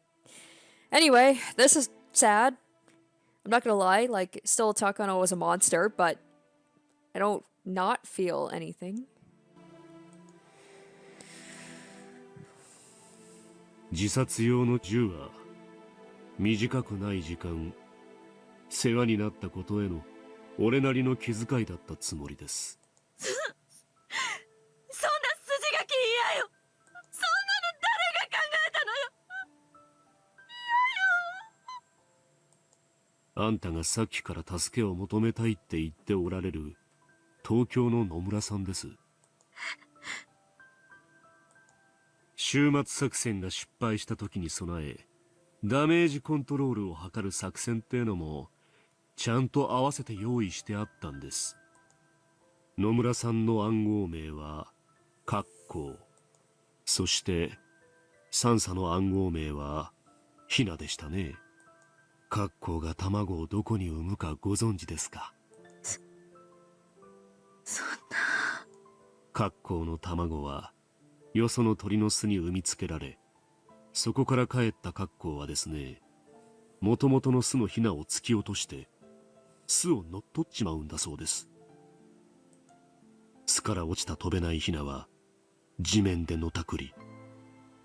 まあ普通は野犬や山犬に食われて殺されちまうってことですわ。I used the money I got from Uncle Koizumi to pay the mountain dogs, thinking I had gained a reliable ally. I always thought that, although Okanagi was barbaric, he was very reliable. But my nest had been taken over. サンサ、あんたの味方なんていなかったんです。あんたは東京のクライアントが描いた絵の通り踊って緊急マニュアルってやつを煽ってくれりゃそれで十分だったんですよ。ですがその舞台も幕が降りて、あんたにステージから退場してもらおうってことになったってことですわ。それ、あんたの大好きなスクラップ長、そいつを左手に抱きながら右手で銃を拾ってください。The scrapbook was finally returned to me, covered in mud. I held it with both hands and cried.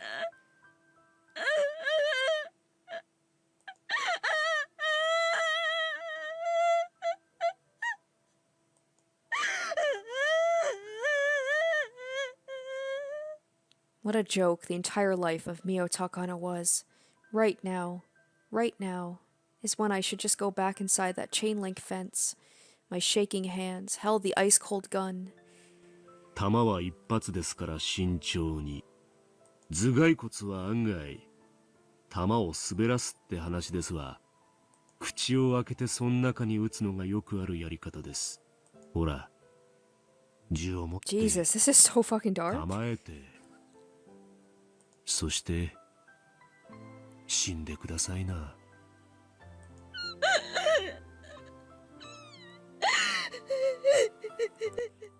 It is a pretty sad life she had. Sad beginning, a sad end.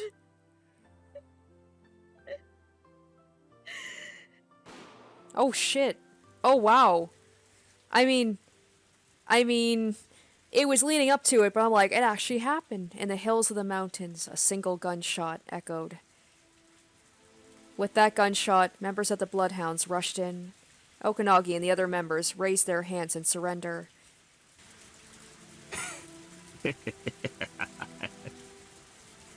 高野三佐も一緒でしたが、どうしても投降は嫌だと渋りましてね。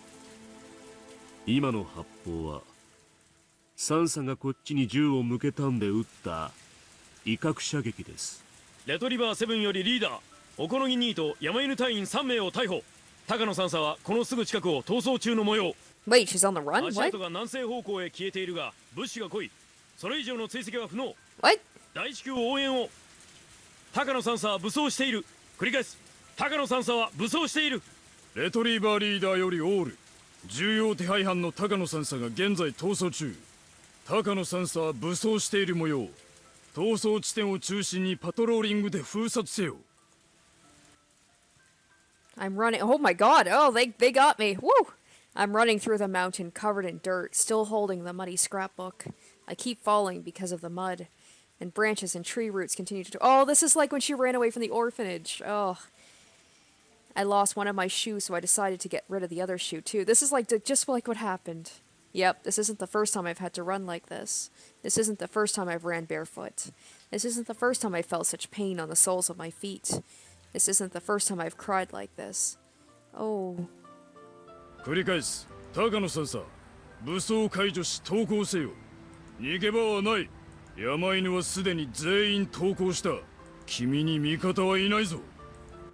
The helicopter above my head is calling out my name. I crawled into a hollow tree. I held my knees and hid. The last time I ran barefoot like this was a very long time ago. My feet are bloody and swollen and I can no longer walk. I can only cry as I bite the corner of my scrapbook. Sadness and humiliation fight for dominance in my heart. When I feel sad, I cry, and when I feel humiliated, I scratch myself to calm my anger. And I still have the gun in my right hand, the one with a single bullet in it. I have to kill myself. My death is the only thing that can bring it all to an end. Killing myself is the only way to go back to that day. And when I look at the scrapbook in my left hand, I'm assaulted by sadness and fear. 死にたくない。死にたくないよ。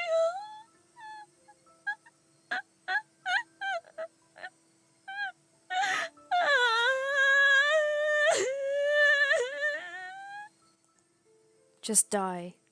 Atone for your actions with your death. I recalled the look in Okanagi's eyes. I know I have committed sins. There are so many sins, too many of them. There are more sins than I can possibly atone for. But do I have to die for them?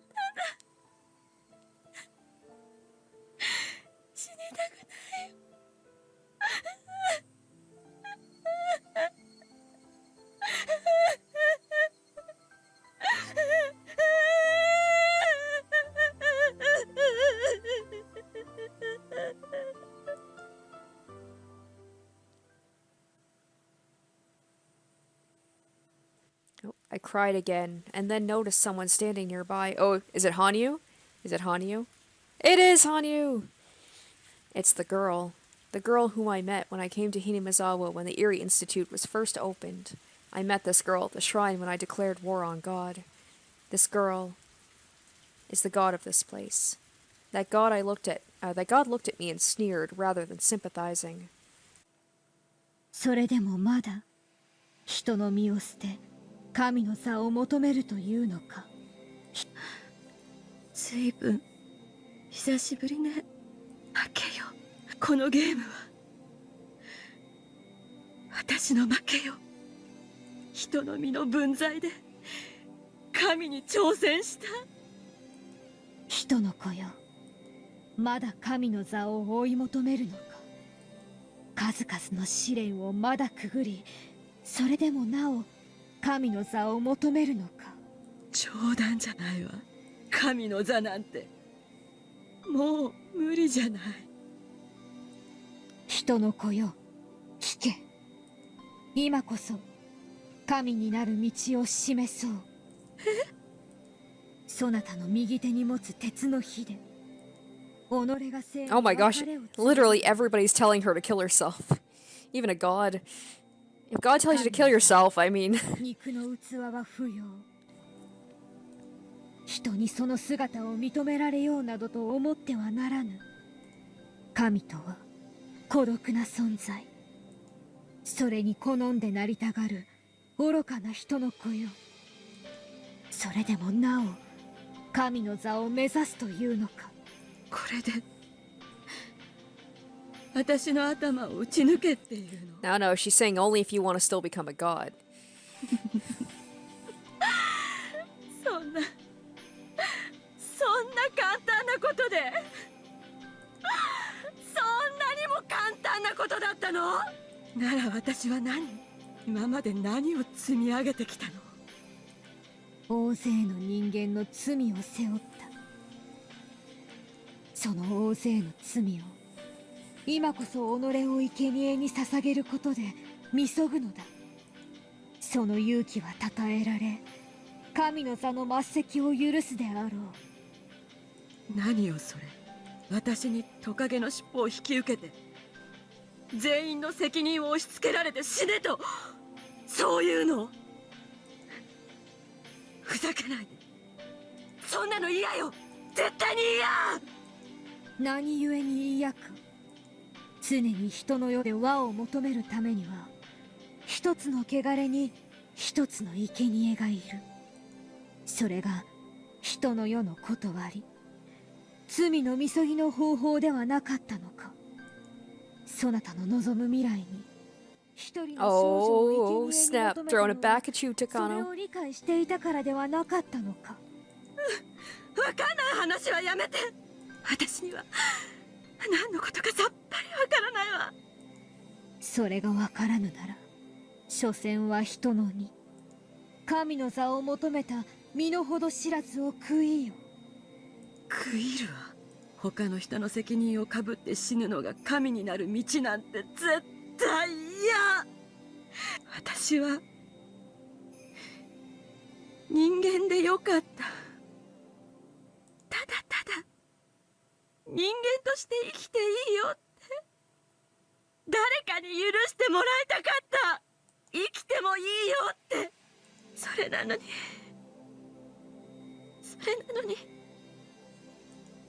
ならばこの度の人の世の汚れをいかにして代価を払うのか。なんでよ。なんで誰かが責任を取らされなくちゃならないのよ。誰もが相手を利用してジョーカーを押し付け合って自分の手を汚さずに済むように立ち回り。それが人の世なの？違う。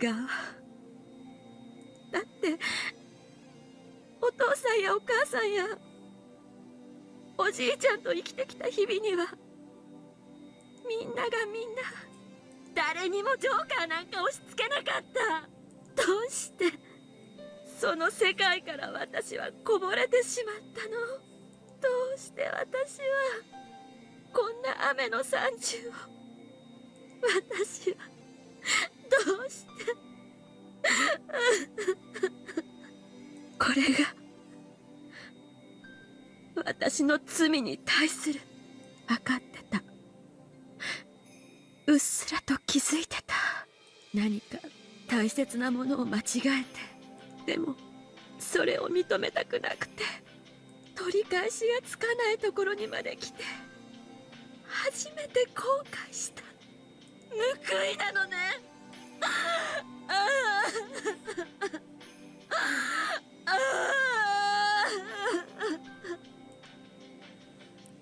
人の世はそなたに罪のみそぎを求めるだろう。この度の汚れはそなたを生贄に捧げることで払う。それが人の世の払い方なれど、我は人にあらず人を超える存在にして欠けたる輪を埋める存在、人の罪を許す存在。人の罪は人には許せぬ。我こそが人の子の罪を許そう。 What are you gonna do, Hanyu? What's this? Is Takano gonna have some sort of, maybe not a happy ending, but like something that's not this tragic? I forgive you. Demanding a sacrifice be paid for sins isn't the way of the human world. It's the way of demons. So this is not the world of man. This is a world of demons created by man and the demons infesting them. Humans cannot end that way of their world. So I became a god to grant that end. It was over 1,000 years of pain. I wanted to come down from this place. I desired a world where God didn't need to make peace. And finally, after 1,000 years' time, I have found that fragment. Come, child of man. I will forgive your sins in my name. Kneel and repent. Ask for forgiveness. Then you shall receive it. God will forgive you. God will forgive your human sins. The god in the form of a little girl walked up to me and reached out. As I knelt and looked down, she touched my head.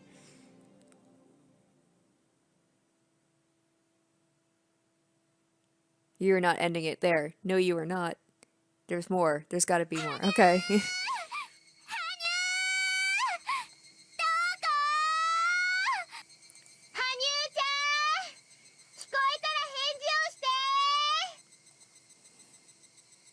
I heard voices in the distance.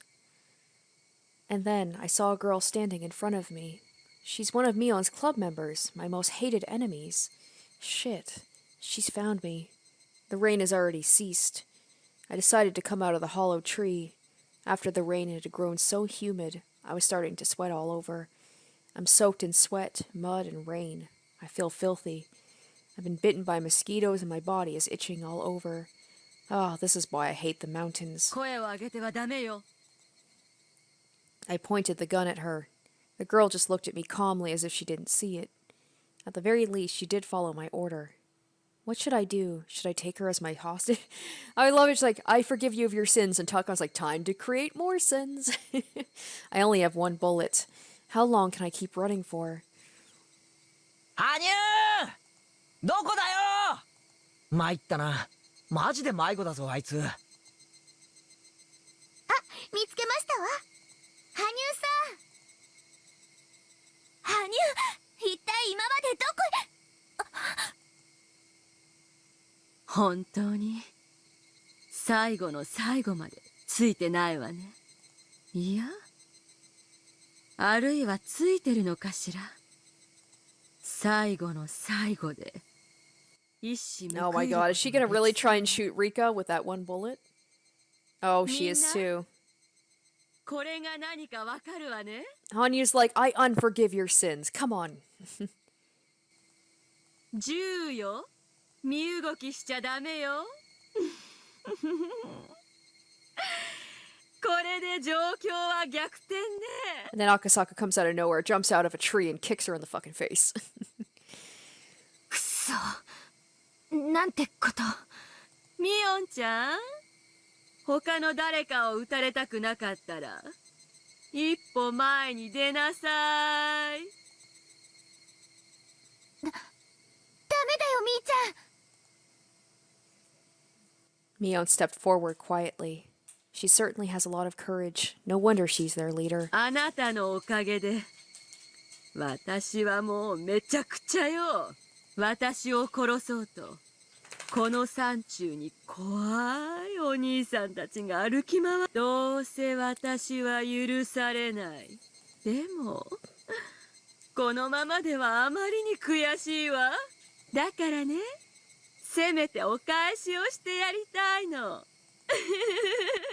Alright. Sad feelings that I had for Takano. Gone. Gone. She had a chance to repent, but... 偉そうに言ってるけど、その銃に弾が一発しかないのは知ってるぜ。その通りよ。でもその一発でミオンちゃんが死んでしまうかもしれないとは考えない？高野、ミーを撃つ気ですか？誰も動いちゃダメよ。焦って撃ったら誰に当たるかわかんないんだから。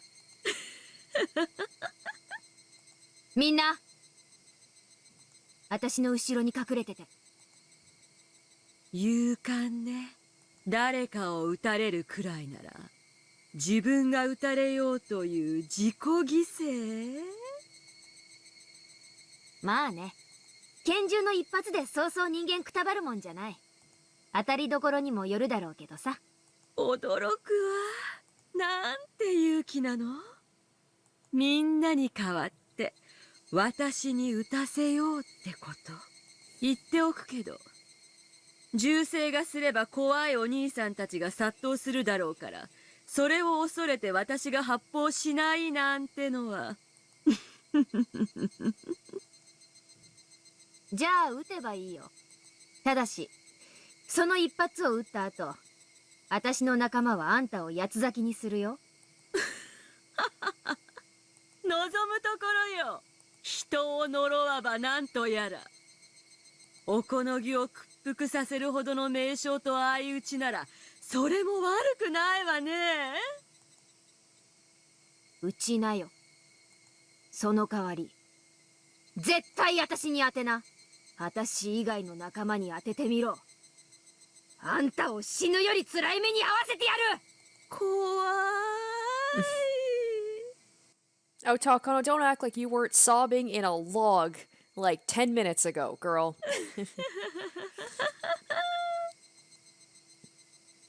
ダメだよ、みーちゃん。高野さんは本気。この人、本当に撃つよ。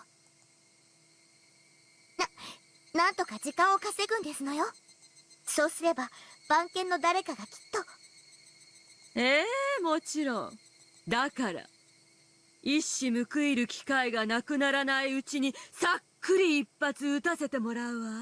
さーて、どこに当たるかしらね。下手くそだから、どこに当たっても許してね。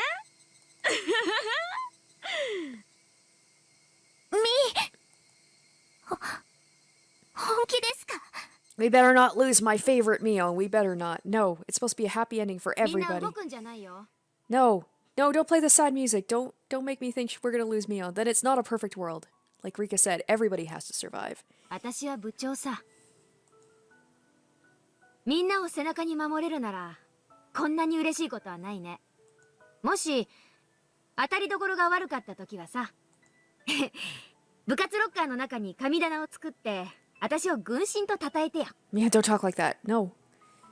次期部長はケイちゃんね。みんなそん時は後をよろしく。 Mion is prepared to die. I'm already cornered. I won't accept any words of negotiation. Mion understands that. She doesn't want anyone else to be killed. That was why she chose to be a shield for her friends. That was an easy decision to make for her. Now don't talk in past tense. What says past tense talking? No. Because none of her friends would end up hurt. If she ends up just getting injured, that would be a stroke of luck as far as she's concerned. Even if she doesn't make it, she thinks that's far better than seeing any of her friends die. And then Takano realizes that she's got nobody like that on her side. And that's why Takano will shoot. Even though she understands Mion's noble intentions painfully well, it's too visceral for her to accept. So she'll shoot. I will pull the trigger. With all the absurdities of the human world riding on that bullet, I will shoot her. あなたたちよくゲームはするわよね。トランプのババ抜きはやる？やらないね。うちはジジ抜きばっかだよ。同じようなルールよ。人の世の罪はババ抜きと同じ。誰もが一枚のババを互いに押し付け合う。それは勝者を求めるゲームではなく、私はそのババを引いた。そのカードをもう渡す相手がいない。だからその腹いせにあなたを撃つの。不条理な人の世らしくね。I'm preparing myself to shoot. There's no hesitation left in me. I will shoot her. I'm serious. Mion closed her eyes and opened her arms to try and shield her friends as much as she could. And that was when Hanyu stepped forward and placed herself in front of Mion. ハニュ、危ないから下がって。勇敢なるミオン、あなたの勇気はそれで十分です。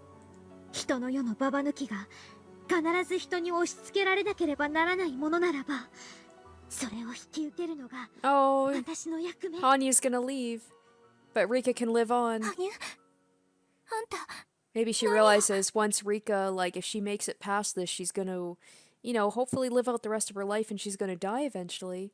And then Hanyu's gonna be all alone because Hanyu's immortal, but Rika's not. So Rika's gonna die. Hanyu's gonna lose the one person that she was able to connect with. 私も Or maybe I'm mistaken about that. 加われてよかった。この世界はすごく楽しかったです。 Hanyu's like, I did what I was supposed to do. I got Rika past this time, and now I can go. 私も部活メンバーに加われてよかった。見ているだけじゃなく、加わる部活は本当に楽しかった。ありがとう。もう十分に楽しんだ。神の身には過ぎたくらいに幸せだった。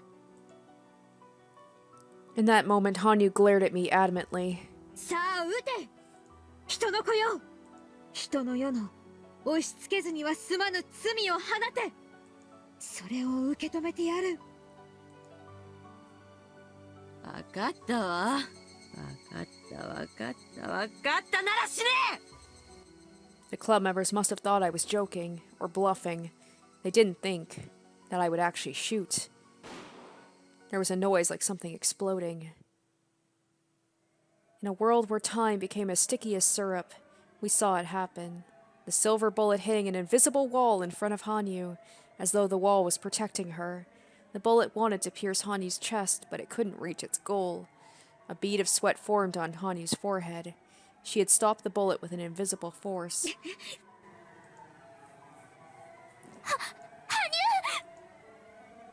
大丈夫です。人の身でもこれくらいのことはできますです。 The silver bullet was being pushed back. Takano was startled by this otherworldly phenomenon, but then she spoke one phrase. この化け物が The silver bullet smashed through the invisible wall. Oh, Hanyu, there was no longer a wall at all. There was no wall to protect Hanyu from the bullet. The bullet approached Hanyu's chest, Somebody let out a silent scream. Nobody could stop it. Nobody could stop the bullet. In that world of frozen time, nobody could stop the bullet that was stopped just inches in front of Hanyu's chest. And then Akasaka ran in, somehow defying the laws of time and space, and he batted it away. And everybody lived happily ever after. Oh, Hanyu's friends had seen this scene before. The moment of checkmate. No matter how much they screamed, there was no way to avoid this tragedy. They knew it from their memories.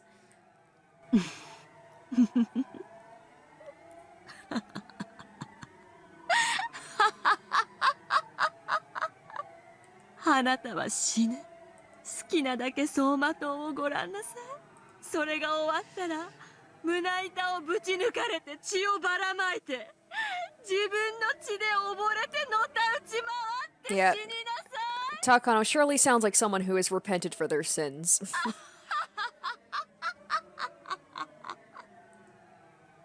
その覚悟がなかったら僕はミオンの前になんか出ないのです。 Hanyu thought this would take care of everything. Hanyu wasn't supposed to exist in the first place. She would leave the stage and the rest of the cast would stay unharmed. This is how it's supposed to be. But in that moment, something happened to surprise even Hanyu. In the world of frozen time in which nobody could move, Rika reached out and put her hand on the bullet that was stopped in midair. Okay. How could she move? Even Hanyu couldn't move. Why? Could a mere human like Rika grab the bullet? Rika has achieved... Oh my gosh, Rika, yes. I'm like...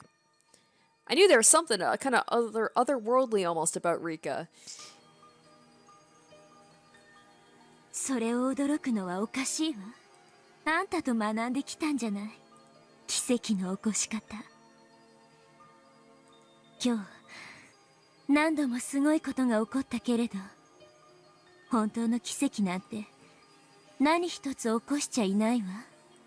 すべて死んじゃえば起こって当然のことだった。だからこの最後の瞬間に本当の奇跡を使うわ。私お社様の生まれ変わりだしね。最後にこの程度の奇跡は使わせて。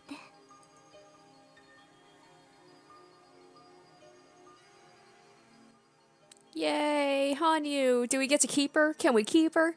Rika rubbed the frozen bullet gently, very gently, and then held it and embraced it lovingly, her hands at her chest. In that world where not even Hanyu could move. Takano も羽生も人の話を聞かないやつだってことも分かったわ。ミオンの話を聞いてた？私たちはじじ抜きしかやらない。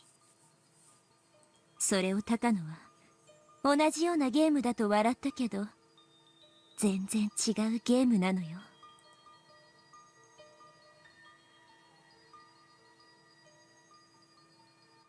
In Old Maid, a single joker, an unharmonized element is added to a full harmonized set of cards, and people try to foist it onto another.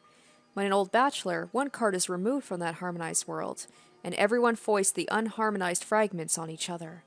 It's different than having a joker, because everything would be in harmony if there wasn't something missing. Players try to get rid of something in both games, but what they try to get rid of is very different. じじ抜きも同じ。敗者の手元に1枚カードが残って終わる。それを高野が同じだと例えた気持ちはよくわかるわ。でもね、違うの。だってじじ抜きは。If the missing card was added back in, there would be no loser. Hanyu, the missing card in this world where someone has to foist their sins onto another, has joined the game. So this game has no losers.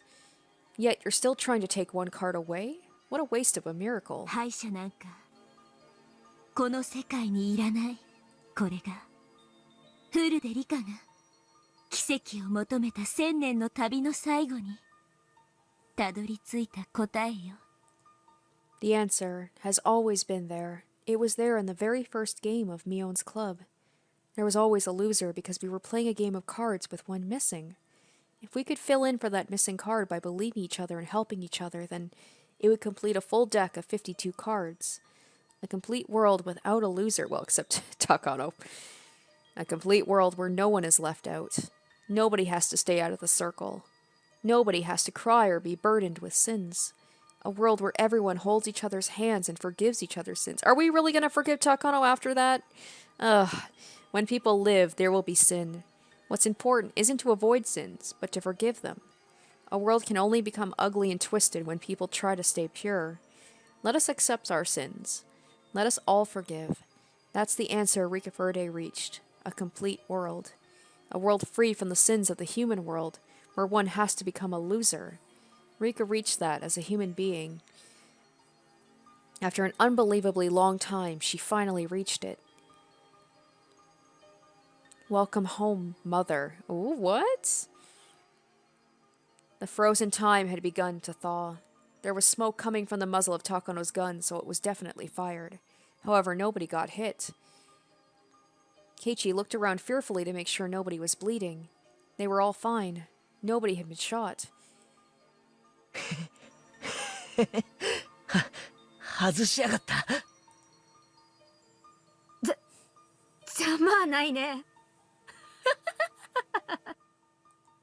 The tension lifted in Mion's body and she began to sweat all over. この私がこの距離で All the club members... Oh, sorry. I cut her off. All the club members thought the same thing. It was a miracle that the bullet didn't hit anyone. The club members had all felt the same way. They were all thinking, if it's going to hit someone, let it be me. However, Rika wished for a miracle that was far beyond that. Rika wished for a miracle that was higher than self-sacrifice. She wished for a world where the bullet wouldn't hit anyone. She wished for a world where Takano wouldn't be hurt because she shot someone. Footsteps were rushing towards them. Takano tried to run, but she tripped over a root, and the scrapbook in her hand scattered everywhere. As she tried to gather up the papers, members of the Bloodhounds surrounded her. All the Bloodhounds pointed their guns her way, and some even poked her with them, but Takano still didn't stop gathering up the papers. Some of the men stepped on the papers, and Takano tried to pull them out from under them. She tried to pull them out, begging them in tears not to step on her precious papers. 高野さんさ、あなたを逮捕します。私が全部悪いことになるのよね。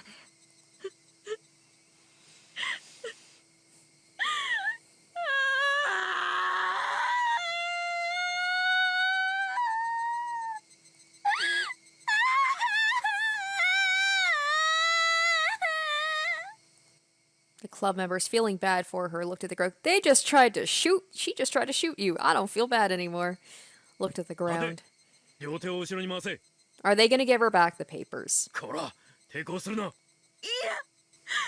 やよいや、おじいちゃんのスクラップ持ってくの。Takano just wanted to pick up the pages of her scrapbook, but the bloodhounds, thinking she was just resisting, pulled on her hair to try and make her stand up. Although this was her fate, it was too hard to watch her be treated that way. And then a noble voice resounded among them. Oh, Tomotake! Radiating with divine light, a man appeared. They all knew this man very well, but they had never seen him look so determined. 調査部の富武2位だ。彼女は調査部が保護する。しかし、司令部から直ちに東京へ連行せよと命令を受けています。You better not let her off the hook, 君たち Tomotake. は彼女を見て気づかないのか。彼女の全身を見ろ。かきむしった後でいっぱいじゃないか。ひなみ沢症候群のかなり高いレベルの発症が疑われる。There were lots of horrible scars on her wrists, arms, and neck. Takano had scratched herself throughout the day because of all the stress. There was no way for anyone to be certain if those marks were symptoms of the syndrome. But when Tomotake said that, it certainly sounded true. しかし、サンサは入江機関で予防薬の投与を受けているはずです。発症するわけがありません。君たちは資料をちゃんと読んでいるのか。予防薬は 100% の効果を保証するものではないと書いてあるぞ。十分読んでいれば彼女の状態が末期症状であるとわかるはずだ。調査部は彼女の尋問にあたり、ひなみ沢症候群の治療が最優先されると考える。そもそも今回の事件が彼女の意思に基づくものなのか、末期発症による妄想、錯乱によって引き起こされ、それを誰かが利用したのか。That just sounds like they're completely... He's gonna let her off the hook. No, I refuse. 慎重な判断がなくては全容解明は不可能であると考える。彼女の罪なのか、彼女の病んだ病の罪なのか、この場で断言するのは不可能だ。それを判断するためにも、彼女には治療を受ける権利があり、義務がある。次郎さん。彼女を直ちに入江機関本部へ移送し、発症レベルの検査に入る。Well, I guess at least at the end she realized that there was someone in her corner. 高野三佐の治療体制を準備させるよう入江二佐に連絡を。ただし三佐については今後厳重に監視をつけ、全ての行動には制限が加えられるものとする。詳細は調査部長岡一佐から上級司令部を通して命令があるはずだ。The Bloodhounds conveyed all this information over the radio. Nobody had any objectives or objections. Their job was to arrest her, after all. Any interrogations or investigations after that were the job of investigations. So if those were the orders from investigations, then that was that. Tomotake walked over to the muddy figure of Takano.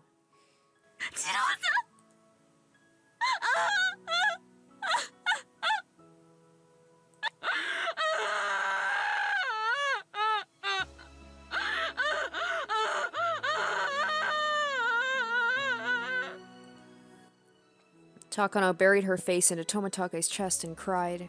Only Tomotake and Takano knew the meaning of those tears. 遅くなったね。君を迎えに来たよ。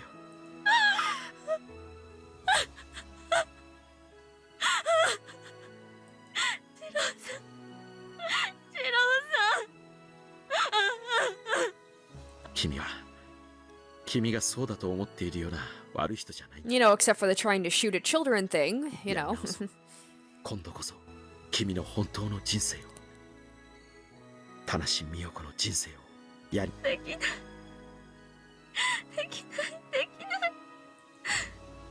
私、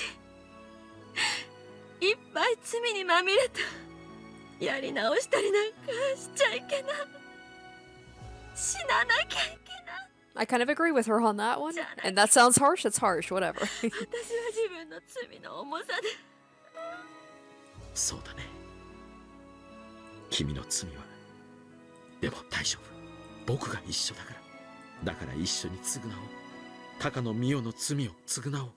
そして、僕と一緒に、田無美代子を取り戻そう。その日まで。僕は決して、That's going to be kind of awkward if they let her out of the institute and she just gets to kind of like go back into society. I'm just like, she's going to be getting a lot of side eyes from certain people. I imagine she'd probably move away. I don't think she'd feel very welcome in Hinamizawa, even though it's only like a small group of people that knows what she's done. But I guess Rika said a perfect world where everybody survived, and I guess that includes Takano too. 私は生きてていいの？みんながお前が死ねば丸く収まるって私に言うよ。それでも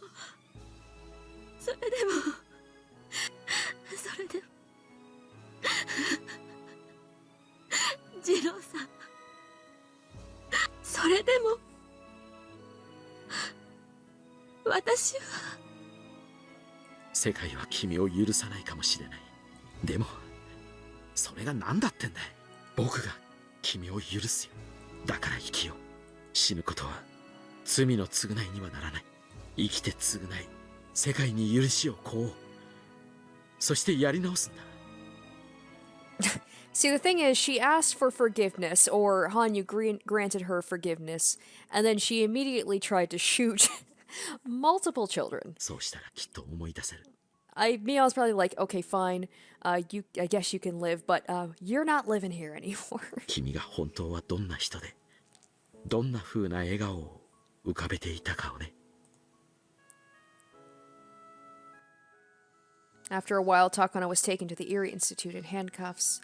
She was, however, handcuffed with her hands in front of her. She was holding the scrapbook. Tomotake had cleaned the mud off of it. The downpour from the early afternoon had passed. The cicadas began singing again, reminding everything that this was a normal June in Hinamizawa. It was so hot despite being June, and the sky was brilliantly clear. Someone asked someone else the time. She looked at her watch. It was 3 p.m. The Watanagashi festival would be starting at 5. They actually get to go. It was almost time. Even from there, the Furaday Shrine could be seen. There were red lanterns hanging all over. Once the sun went down, those lanterns would be lit. It was almost time for the Watanagashi festival. And with that, everything would end. When the Higurashi cry, the game that stretched across different worlds had ended, and what the winner obtained after their victory is that the game ended without a loser. Hanyu was prepared to leave after the game was over, but she was still there. She was allowed to be there. In other words, she wasn't the card that was taken away. The card that was taken to play their game of Old Bachelor was no longer there. The breeze rustled Hanyu's sweaty, messed-up hair. She was dumbfounded. Rika went over and stood next to her. She didn't need to say anything. She only smiled at Hanyu. That girl had pretended to be a bystander, but decided to step onto the stage, and then she thought that was enough and tried to step off of it. With those memories of her bright time on stage, she tried to step off, but someone grabbed her sleeve and stopped her. She was told she could stay. Then she realized she was still on the stage, and she didn't have to leave after all. There was a spot for her on the stage, and she was no longer a bystander. And that was an unbelievable miracle. She didn't even exist in the script. Nobody needed her to be there. But the miracle had allowed her to stay. あれだけ苦労した旅だったのです。その程度の奇跡じゃちょっと足りない気もしますですよ。ニパー。あ、はわわう。十分ですよ。こんな奇跡、僕の身には十分すぎて。Rika smiled at Hanyu one more time and passed her what was in her right hand. Hanyu felt something cold and hard. What was it? Hanyu slowly opened her hand and looked at it. It was the bullet Takano had fired. This was proof of their miracle. It was the proof that Hanyu could exist there. It was the proof that they could be together forever and ever. もうすぐ暗くなってお祭りの時間になりますです。And now Rika can truly enjoy the festival instead of like wondering when she's gonna die or how she's gonna die. Oh, this is great. みんなで楽しくお祭りで部活なのです。 And Hanyu gets to be at this one too. もう脇で見てることなんかできませんです。 Best festival きっ ever. と新人いじめの洗礼で罰ゲーム三昧でかわいそかわいそなのです。もう綿流しのお祭り見てるだけじゃないのですね。そうです。だってお祭りは見るものじゃなくて加わるものですよ。 Were they testing the speakers? It was still bright outside, but there was music playing already. The cheap dubbed BGM collection of festival music could be heard from the Furaday Shrine in the distance. It sounded so exciting to her. This was what she had wanted to join in on all this time. Rika held her hand. Let's go together. Let's go to the Watanagashi festival. All of us. Together. Yeah. Is that it? Is it done?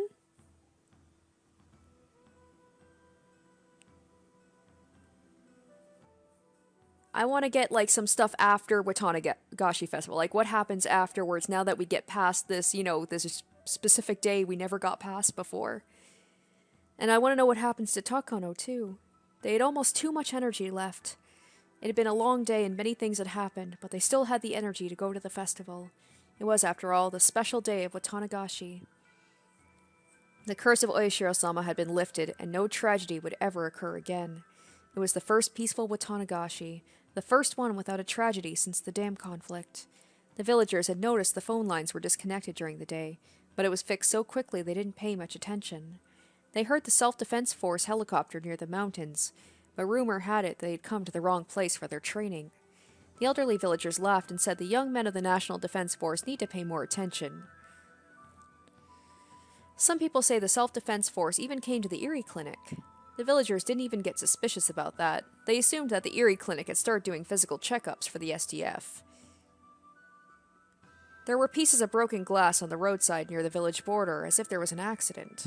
Some people wondered how anyone could have had an accident when there was no obstruction on the road. The elderly people said to each other they always had to drive carefully, even on a familiar road. but it looked like only a trace of a normal accident, so they didn't get suspicious. The rest was a ghost story. The villagers heard an extra firework to signal the festival taking place. It wasn't an echo. The people in charge of the fireworks were puzzled, but when Rika said Oishiro-sama must have shot that extra firework, the villagers simply believed it was true. It was the night of Watanagashi, the biggest festival of the year. The villagers forgot their worries and enjoyed themselves. The club members were doing great as usual.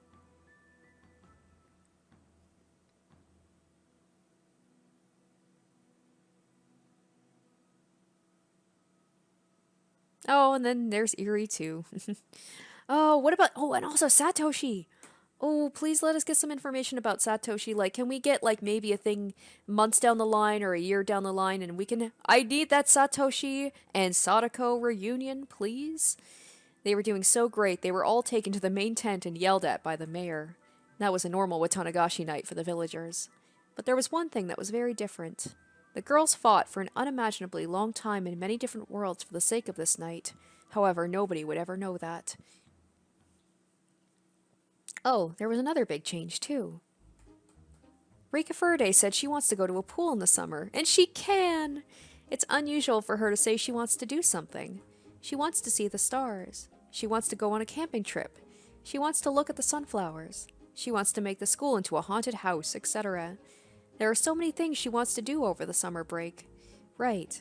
Rika Furude, for the first time, is making plans for after June 1983.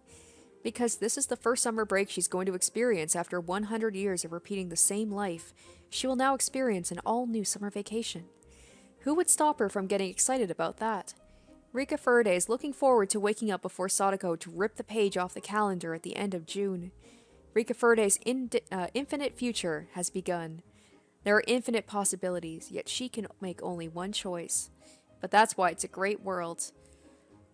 Oh, this has been such a long time coming. Let's talk for a moment about the people who fought with Rika Furude. Mion Sanozaki has vowed to study hard so she can continue her education after the summer break. According to Keiichi, even that may not be enough time for her. However, how can the legendary club leader Mion Sanozaki fail an entrance exam? She will more than likely find a way to get into the school she wants to go to. Hopefully it isn't an illegal one. Anyhow, she's looking forward to enjoying her final summer break, so she has tons of plans. The club members can't get away from Mion even during the summer. Once you're involved with her, she'll always find a way to get at you. No matter how much you want to be alone, you'll never go back to spending a boring summer by yourself. Keiichi Maibara has been asked by Mion and Chie-sensei to be their next class president. He was also asked to be the next club leader too, but he declined immediately. Keiichi likes the club because Mion runs it. He continued saying that it's Mion's club until she got mad. Keiichi can't understand why she's so angry. Well, Keiichi wouldn't be Keiichi if he wasn't dense.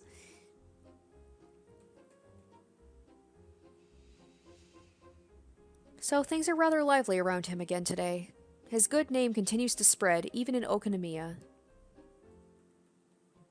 Rena Ryugu is growing more energetic every day, too.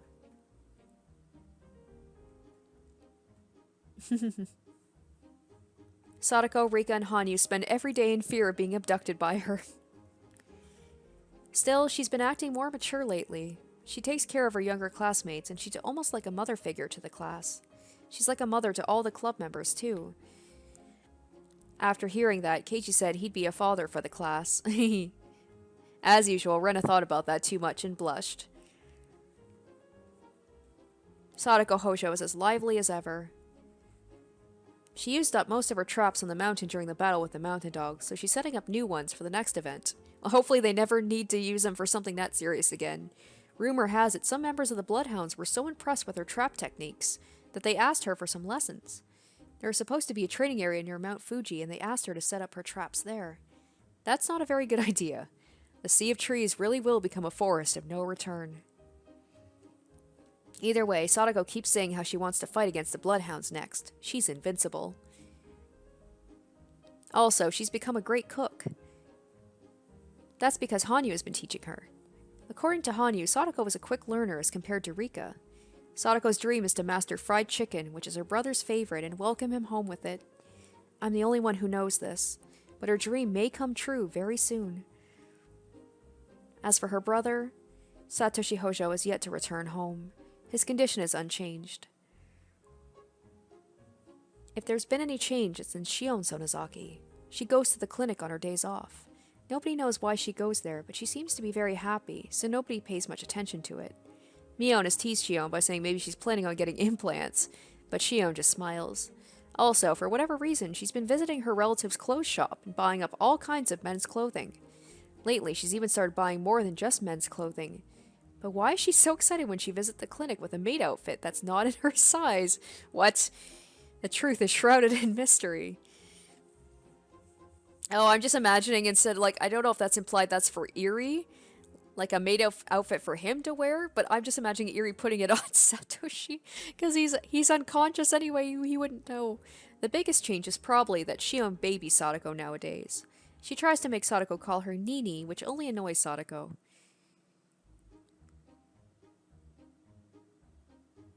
Kyosuke Eri has two jobs now. On one hand, he's a respected doctor, and on the other hand, he's an evangelist. Evangelist? Yes, evangelist for maids.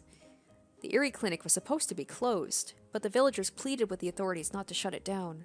While Eri isn't originally from the village, he and everyone else feel he's one of the villagers now. He is an indispensable part of village life. The conservative attitude towards Hinamizawa syndrome is gone, and now it is being researched very proactively. The syndrome is being researched so passionately that hopefully in the near future, all the victims of this disease will be freed for good. That's what I was wondering what they were going to do about this Hinamizawa syndrome thing, considering it's supposed to be a secret. And later on, Eri will publish an advanced article about the influence of the brain on human behavior, which will surprise people in the medical world. I won't get into the details here, but it will talk about how one should hate the sins instead of the sinner. The deceased Hifumi Takano and Mio Takano's names will be mentioned in that article. Wait, Mio's not deceased, right? They're talking about Hifumi, not Mio. Jiro Tomotake still visits Hinamizawa every season. He's still known as the fighting, traveling photographer, and he continues to walk around the village looking for good picture spots. However, he isn't seen in the village as much as before. His bicycle is always parked around the back of the clinic, so maybe he spends a lot of time there. Some villagers say maybe he's sick and being treated, but his bright smile proves they're wrong. Mio Takano hasn't been seen since that day. Nobody knows where she's gone, but obviously Tomotake isn't worried, so she must be doing fine. She'll probably show up one of these days out of nowhere and start telling ghost stories to scare some kids. As for Mamoru Akasaka, what happened to him was pretty funny. What happened to him? His wife and daughter followed him in secret. They pretended to run into him at the festival. And Rika got very jealous. Rika called him Papa, so things grew complicated all of a sudden. Oh my gosh, adorable. Akasaka's wife smiled, but she choked his neck with her braided hair. Her arms were folded, but her braid moved like a tail. Squeeze. She tortured a man who destroyed a special forces unit without even using a weapon. Why is she in that outfit also? She should be in her Mio garb, not that. Rika continued to tease him, making the situation even worse. I don't like the idea of her in that quote-unquote sexy outfit, like that outfit that she wore at the maid cafe, and then calling him Papa. Like, why is she in that? I don't understand. However, Akasaka's family liked Hinamizawa, and they said they wanted to come back. Oh, I forgot about how cute his daughter is. Akasaka's daughter and Rika grew so close, they almost seemed like sisters. Oh, Oishi, yeah, we haven't heard from him in a while. Kuroda Oishi had gotten back into playing mahjong. For whatever reason, Akane Sonozaki has joined his table too, and there's rumors a riot squad almost got dispatched to the mahjong parlor one time. His colleagues say Oishi has calmed down quite a bit. It's probably because he's reached closure within himself. But his colleagues know nothing about that. Hopefully he's still got his retirement. He's planning to move to Hokkaido when he retires, but he wants to come back every summer. His bright second life is waiting for him. Tatsuyoshi... I think that's Tatsuyoshi Kasai hasn't changed much compared to the others. To some people, this was a life-changing event, but for Kasai, it was just another episode to add to his tales of heroics. According to Kasai, this incident was just a little bigger than usual. If this was just a little unusual, then what in the world would be needed to impress him? Shion insists he will tell her, Mikasa only tells her that's a secret. Also, he regretted exposing that part of his past. Shion kept begging him to tell her all about it, but he simply ignores her. Let me talk about myself, too. I, Hanyu, am doing great in my new life as Hanyu Furade. I'm finally getting better at playing games, and now I'm taking the role of the club's dark horse, a position formerly reserved for Keiichi Maibara. I have a bad habit of believing everything I hear, so Mion and the others always tell me some strange things.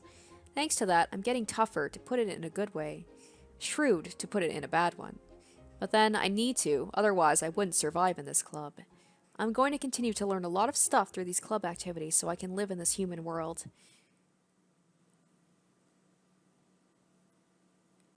Sunday, June 19th, 1983. Night falls on my longest day of the past 1,000 years. The club members are having a blast. A lot of people are here. The stall vendors are still doing business. The speakers are blaring rough yet exciting festival music.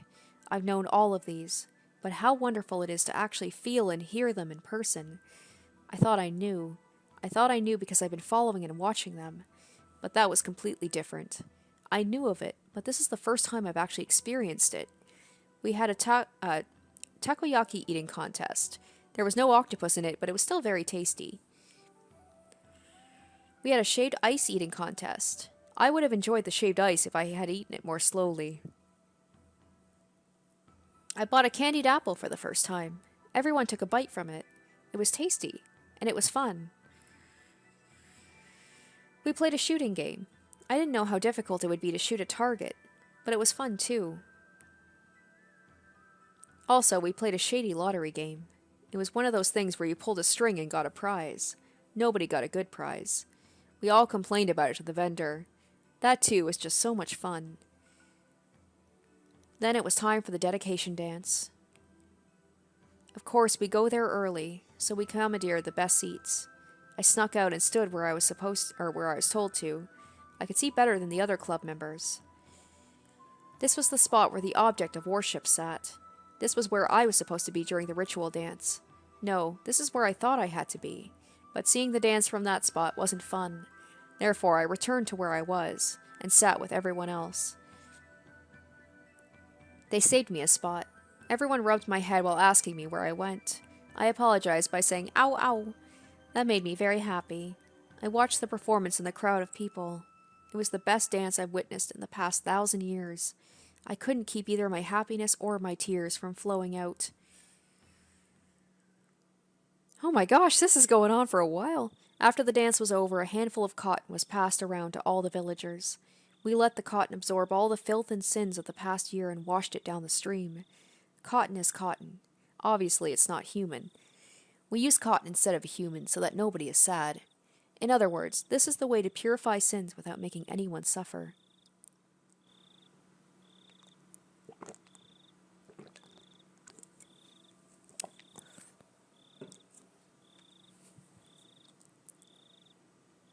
Hi, これ。羽生ちゃんの綿だよ。やり方わかる？わかりますのです。こうしてポンポンしてから流すのですよ。はんはん。The girl who gave me the cotton took the letter I from her name during last year's Watanagashi and washed it down the stream. By doing so, she was freed from her suffering and began a new life. We drifted our sins down the stream. It's not the same as pushing our sins onto the cotton. Instead, we wash away our own sins and forgive ourselves. We forgive each other, we help each other out, and that's how we create our own story. I put my cotton in the stream gently.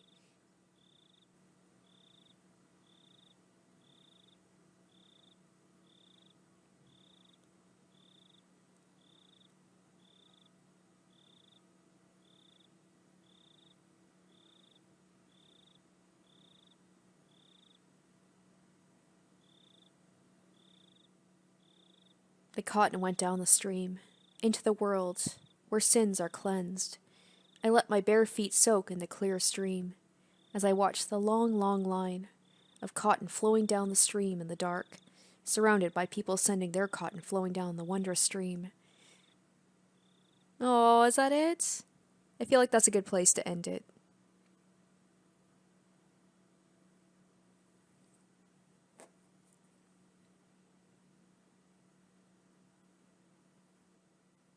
Oh my gosh, there's more. This is a complete world where all the fragments were put together. This is an ideal world. What else is there? What else do you need? Hanyu Furaday still wants more, because we can be even happier than this.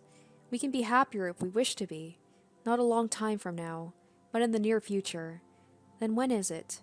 I told you it's in the near future. We'll be happy then, too. See?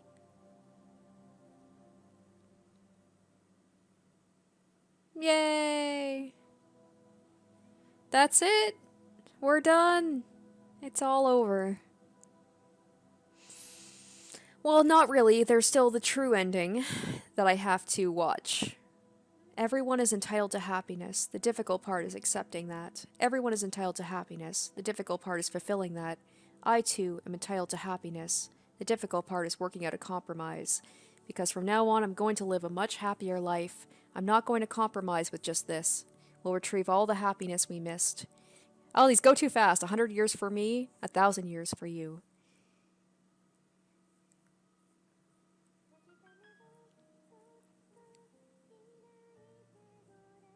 Okay, I think it's done now. Unless there's like a post credit thing, I wouldn't be surprised.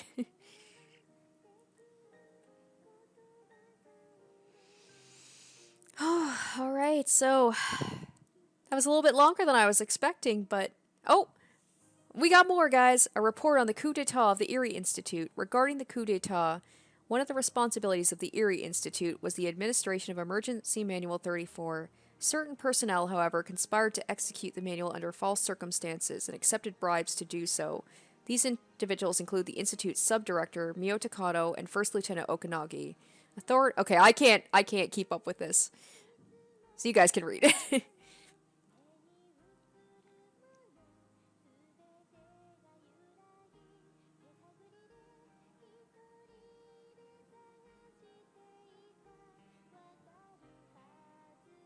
Okay. So apparently she was seen as, Mion Takano is seen as not completely complicit because she may be showing severe symptoms.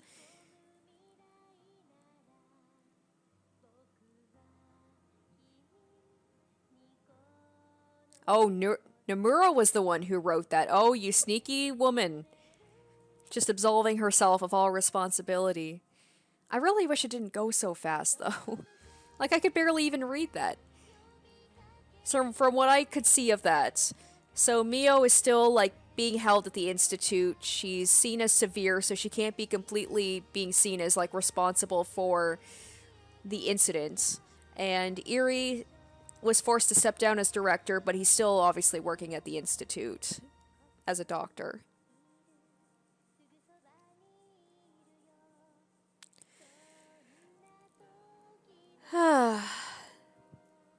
Well, that was a great ending. I'm so happy everybody was happy. I don't know how I feel about Mio kind of like, you know, being, like, I know the whole thing is like being forgiven for your sins and things like that, but she did a lot of fucked up stuff, and maybe she did kind of have some sort of severe symptoms of the syndrome, so I don't know how much of that was her and how much of that was just like the insanity taking over, but just the fact that it seems like she can kind of start a new life afterwards, like nothing happened. I'm like, really? But I'm so happy that Hanyu got to stay. I thought for sure that Hanyu was going to have to, like, sacrifice herself and go back to just watching over them, but then that wouldn't have been a perfect world, would it? Because as like Rika said, a perfect world is where everybody survives. And I also didn't expect Mio to actually survive either. I thought for sure she was going to, she's either going to be like, okay, it's all over, and she was going to kill herself, or she was going to get taken out by the Bloodhounds or something. So, amazingly enough, she survived.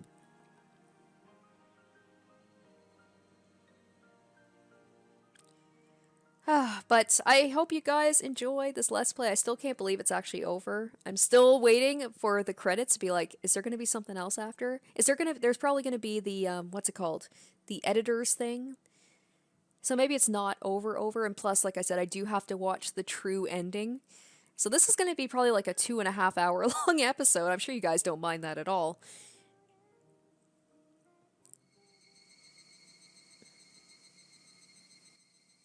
Oh, and I love it. It's back to like, wasn't this the very first screen from the very first episode, which seems like so freaking long ago?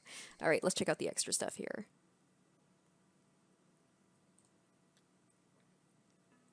The Forbidden Treasure, Onagari no... The Forbidden Treasure, Onagari no Ryo... It's the most valuable asset of the Faraday Shrine that's kept in the ritual storehouse. In ancient times, when this place was a chaotic world of both humans and demons, this precious world defeated the demon god. However, nobody has seen it for 1,000 years. According to the legend, it is sealed in the statue dedicated to Oishiro-sama in the ritual storehouse. Because of its structure, as long as the belief in Oishiro-sama continues, it will remain a forbidden tool forever sealed away. Also, it is only mentioned in the forbidden scrolls of the Faraday Shrine. Therefore, only a handful of the Faraday family heads have ever known about its existence. According to several of these forbidden scrolls, the sword is shaped like a willow branch. There are some ink paintings of the sword made by a few Faraday heads, but none of them match that description. That means they drew those pictures from their imagination. The legend says there was a girl named Uka who had received a divine message that commanded her to defeat the demon god. However, neither the sword of humans or demons could conquer the demon god. It would require a blade that was neither human nor a demon sword. Only a sword that mixes human and demon qualities could defeat the demon god. It had been said repeatedly that the ancestors of Hinamizawa are half demon and half human. Oka Faraday, dates unknown, is said to be the first person whose blood was mixed in that way. This description is what conveys that. Heaven gave Uka a precious sword. The precious sword was shaped like a willow branch. Its tip split 3 ways, which symbolizes heaven, earth, and people in unity. It also symbolizes the harmony between heaven, demons, and humans. Oka headed to the swamp where the demon god hid and defeated him with his treasured sword. Each forbidden scroll describes how she defeated the demon god differently. Some say she discipled him, some say he ran away, some say he surrendered. What happened to the demon god afterwards is unclear too. The oldest scroll says the precious sword destroyed the demon god's horn, but other books don't mention that. The precious sword that defeated the demon god was then enshrined and was named Onagari. Oka sealed this precious sword in the deepest place of the shrine to hide its existence forever. Even if it was created to slay the demon god, the sword didn't belong in this world anymore, and shouldn't exist on the face of the earth. Some said that was why it was removed from the human world. But some said Oka was the daughter of the demon god, and she wanted to banish the sword that killed her mother. The ancient cult of Oishiro-sama suggests Oishiro-sama was this demon god, the source of chaos, the source of all that was evil, and the source of all friction. To prevent the demon god from returning to the human world through worship and comfort is the root of that ancient cult. This may be a type of cult devoted to an evil god.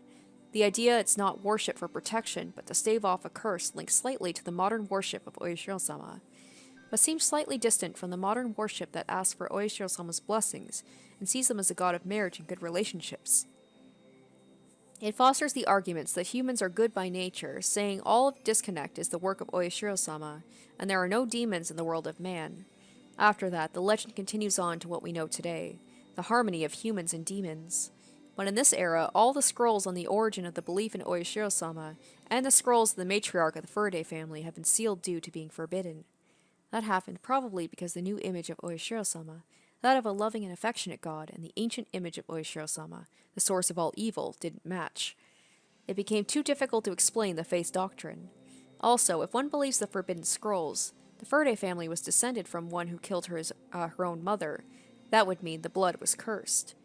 If all of this is true, then today's faith is very different from the one that was started by the matriarch. One of the leaders of the Faraday family from hundreds of years ago wrote this.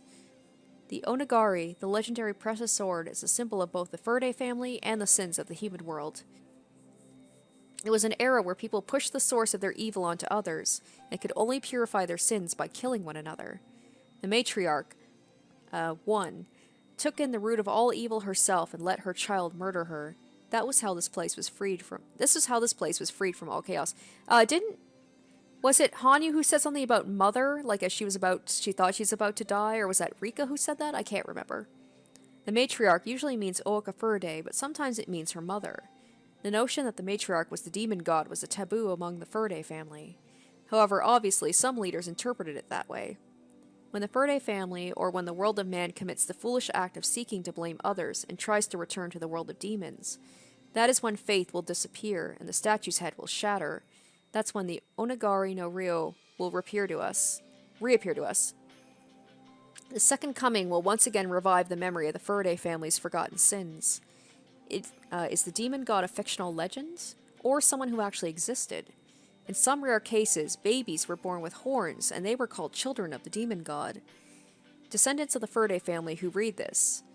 The myths passed down by our forbidden scrolls are numerous, and their content vastly differs. But don't get caught up in the smoke. No matter how different all those scrolls are, there is only one thing they all want to convey. Search the heart of Oka Ferde, the one who sealed the Onagari forever. That is the fate that all the Ferde family leaders must understand.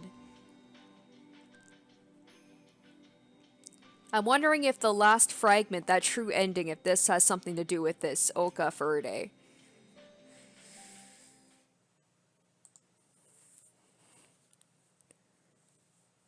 Hello, this is Ryokishi07. Thank you for playing Matsuribayashi. No. Thank you very much for playing Higurashi, When They Cry, until the end. Matsuribayashi is, in a way, the solution episode for the situation with Takano and the kids starting from halfway through Minagoroshi. How can they defeat Takano's conspiracy? How can they reach their ideal ending? I wrote this episode as a duel between you, the reader, and me, the writer. So if you think you created a better resolution world than my Matsuribayashi, that means you've defeated Ryokishi07 in this duel. I'm pretty happy with the ending, actually. I know I was ranting on about but I read through it again, and it does say that, once she's treated for her symptoms, she will stand, trial, disciplinary hearing. So it's not like she's going to get away with, no consequences at all. Ryokishi07 have provided 2 resolutions. One is how to fight against Takano. First, here's a hint from the Minagoroshi chapter. You find out about Takano's conspiracy, which relies on Emergency Manual 34. Next, here are hints from the Watanagashi and Miyakashi chapters. It has been 48 hours after Rika's death, yet the village is peaceful. If you put those 2 things together, obviously, the basis of the emergency manual which Hifumi Takano wrote, that everyone will develop terminal symptoms within 48 hours, isn't true. When you put those 2 together, you realize if Rika's body was discovered 48 hours after her death, then it's possible to prevent the final operation. In the Matsuribayashi chapter, I wrote about an attacking side and defending side like a novel.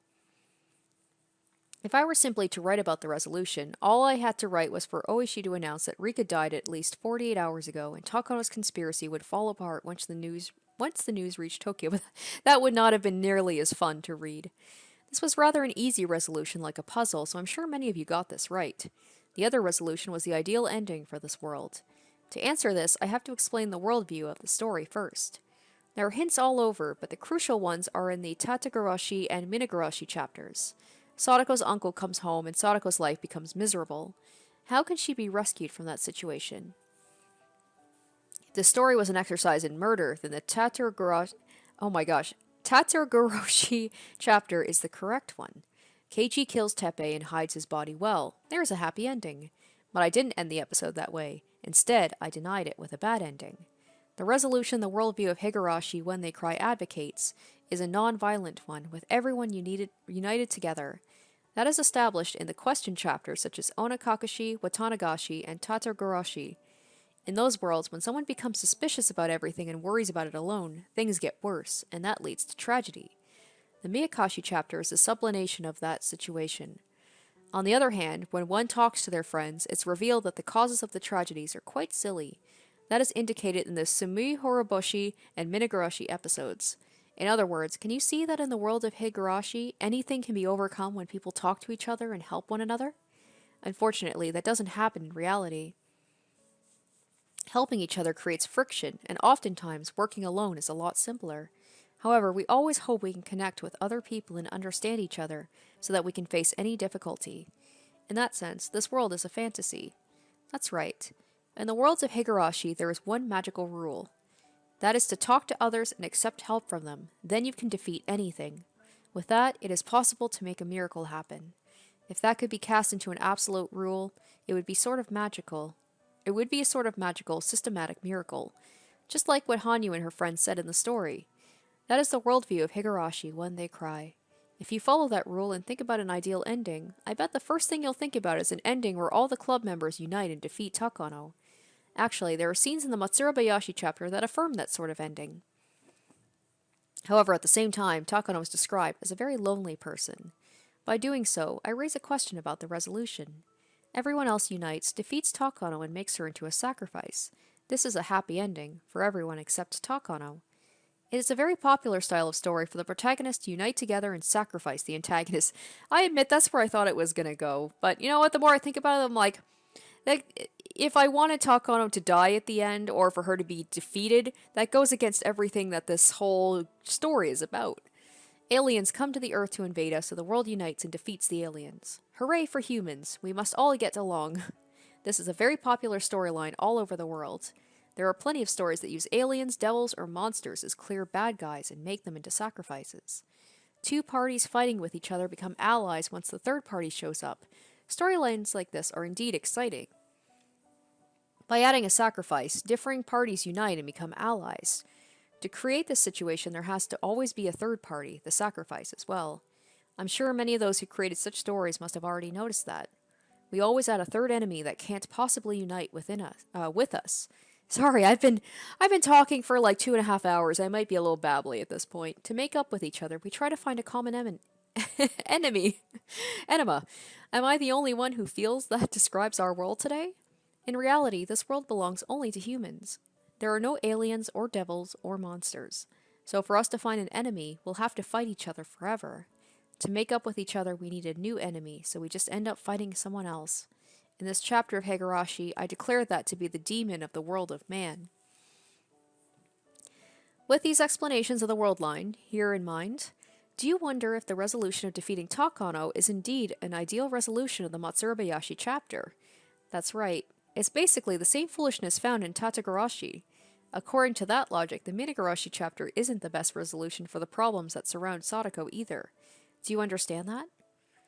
I don't even remember what happened in what chapter, so I'm sorry if I can't keep up with what happened in which one. How can they make up with Takano? You wouldn't suggest to make Tokyo into a new enemy and let the club members join with Takano, would you? He's like, that's exactly what I'm gonna do. Higurashi 2, Electric Boogaloo. Takano and the club members go against Tokyo to take down Nomura, or whatever her name was. If I continue to talk about this issue, I will probably end up mentioning something religious, so let me stop here. What kind of ending would be the best outcome following the worldview of Higurashi when they cry? Perhaps it's something better than the Matsuribayashi chapter. You can consider this a graduating question for Higurashi when they cry. Maybe I'll leave it as my final gift to those who enjoyed this tale for 4.5 years. Thank you for reading this extremely complicated story. Well, thank you for making it. It was very enjoyable. In the end, what was all this for? If I were to put the answer to that question in one word, it would be entertainment. It's not important if you were able to answer the riddles. After all, if you enjoyed yourself, you won. Ryakushi07 will continue to challenge you. Higurashi When They Cry ends here, but I hope I get to see you again in a different world. What kind of work do I want to create next? Well, we know which one it's going to be, and I'm going to be playing it next. Maybe it's fitting to choose my next work from an infinite number of possibilities while listening to the chorus of the Higurashi. I want to express my gratitude to all the people who have supported me until today. Thank you very much. I look forward to seeing you all again soon. Oh, you'll be seeing me and one of his works sooner than you'd think.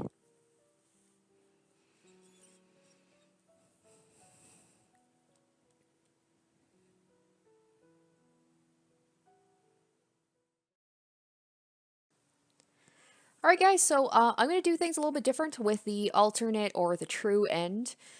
Instead of doing it through my game, because it would take way too long, and I am short on time, and this is long enough as it is, I am watching it on YouTube, and I will have a link to the person's video in the description bar. I'll also put their name up on screen to credit them, and it's a little bit different because this one doesn't have the mods like I do, so it's gonna look a little bit different from mine. But anyway, we're gonna go ahead and we're gonna watch this here. So, Flags from Kids' Meals, she needs to be rescued too, so obviously we are talking about Takano, so I'm wondering if Takano is going to get some sort of ending here that's different from what we had before. Oh wow, this looks very different from mine. I'm going to play outside. A girl's cheerful voice echoes in the house. This is a tenement house, so walls are thin. Of course, her voice carries through to the neighbors, but since it's a child's voice, no one complains. Miyoko, we're thinking about going to the mall. Her father's voice doesn't reach this girl because all she's thinking about is making a new secret base with her friends in the field. Her father knows the girl has been looking forward to going to the mall, and if they went without her, she would be upset. What if her alternate ending was she went with them and died, and the train, and none of the other stuff happened? He also knows the girl likes collecting flags from the kids' plate at a restaurant, and the great thing about this is I can go back if I end up missing. I missed it again. Sorry, guys. I don't do stuff like this normally, so this is kind of weird not being able to control my own pace here. Alright, he also knows the girl likes collecting flags from the kids' plate at a restaurant, and one more would make her collection to be 20 flags. The girl tries to make a wish on a flag from the kids' plate. She believed if she collected 20 of them, she could become happy. Oh well.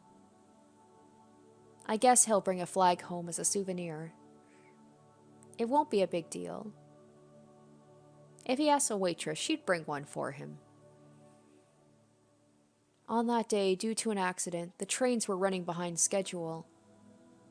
To make up the time lost, drivers were driving the trains by braking a little too late and accelerating a bit too soon.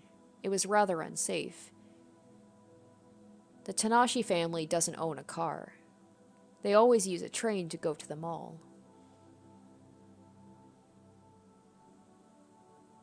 As the girl skips her way to her friend's house, an unfamiliar woman stops her. Obviously, she isn't from this area.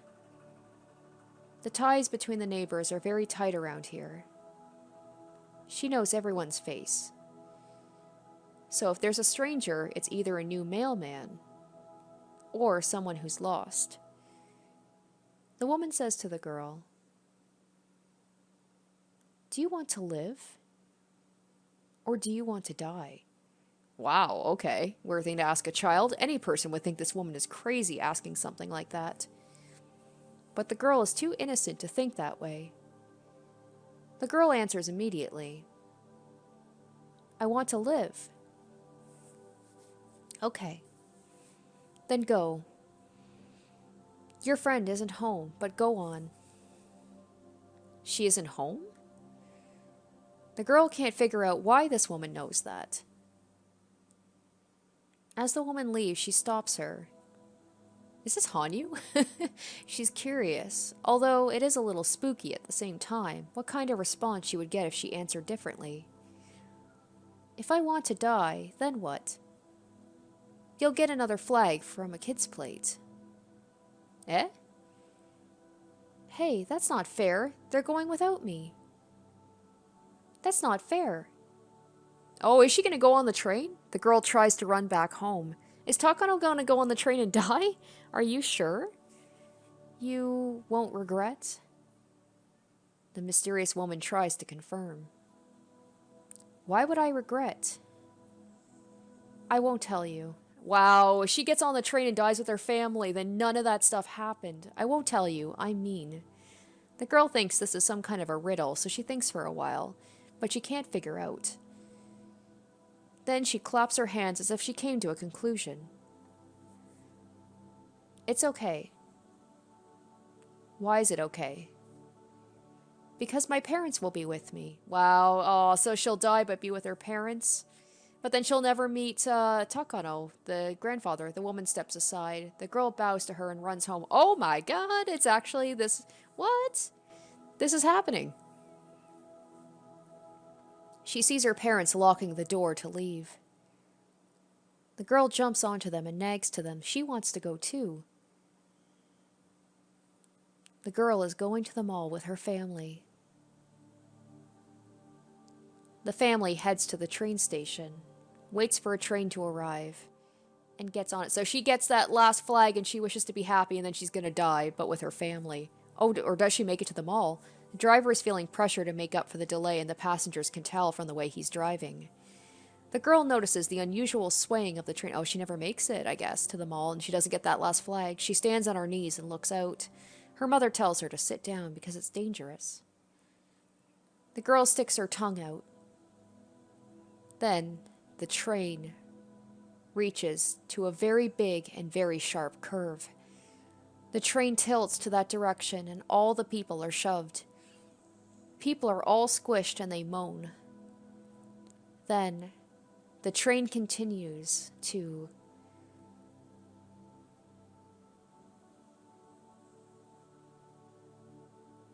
wow.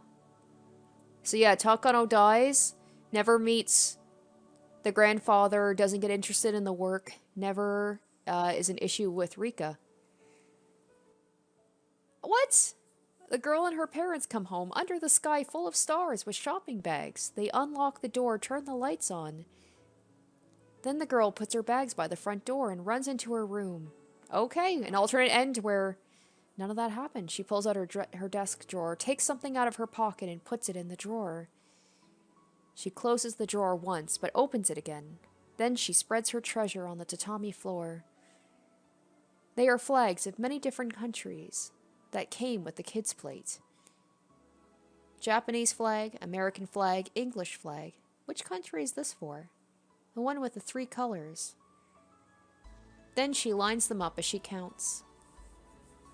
She counts out loud.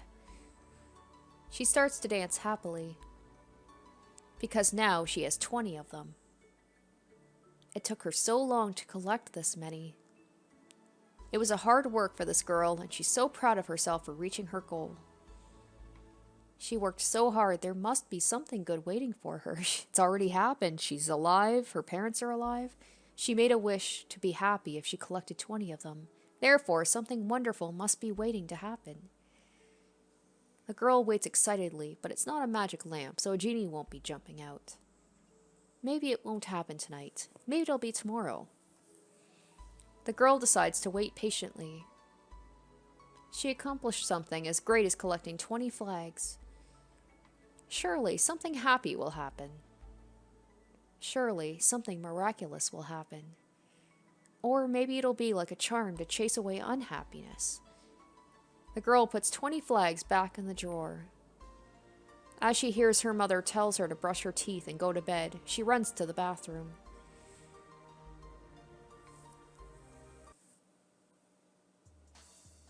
This isn't bad, is it? It's okay to get in advance of a miracle. Oh my goodness. What should I do next? There are plenty of pieces I can play with. What? Oh, is this Hanyu talking? You want to try to? Like, talking about getting advanced miracle? That Takano never was a antagonist? Oh, sorry. Sorry. I was too busy talking. It's fun. It makes you feel like God. A world with Satoshi, or a world where the Sonozaki sisters aren't switched. So, like, none of the stuff happened at all. I wonder what a world is like with Sadako's parents and Rika's parents alive and well. Oh, how about this? Akasaka gets persuaded by Takano and becomes an enemy. Haha, that sounds interesting. Personally, I'm curious about a world where Takano is madly in love with Tomotake. It'll be fun to match Keiichi with different girls, too. I love shambles very much. Hee. Let's see, what should I do next? Okay, it's almost like, yeah, like Hanyu's playing around with the fragments and making her own alternate, like, endings to, like, lives. I have so many pieces. Hey, do you want some? What do you want to do?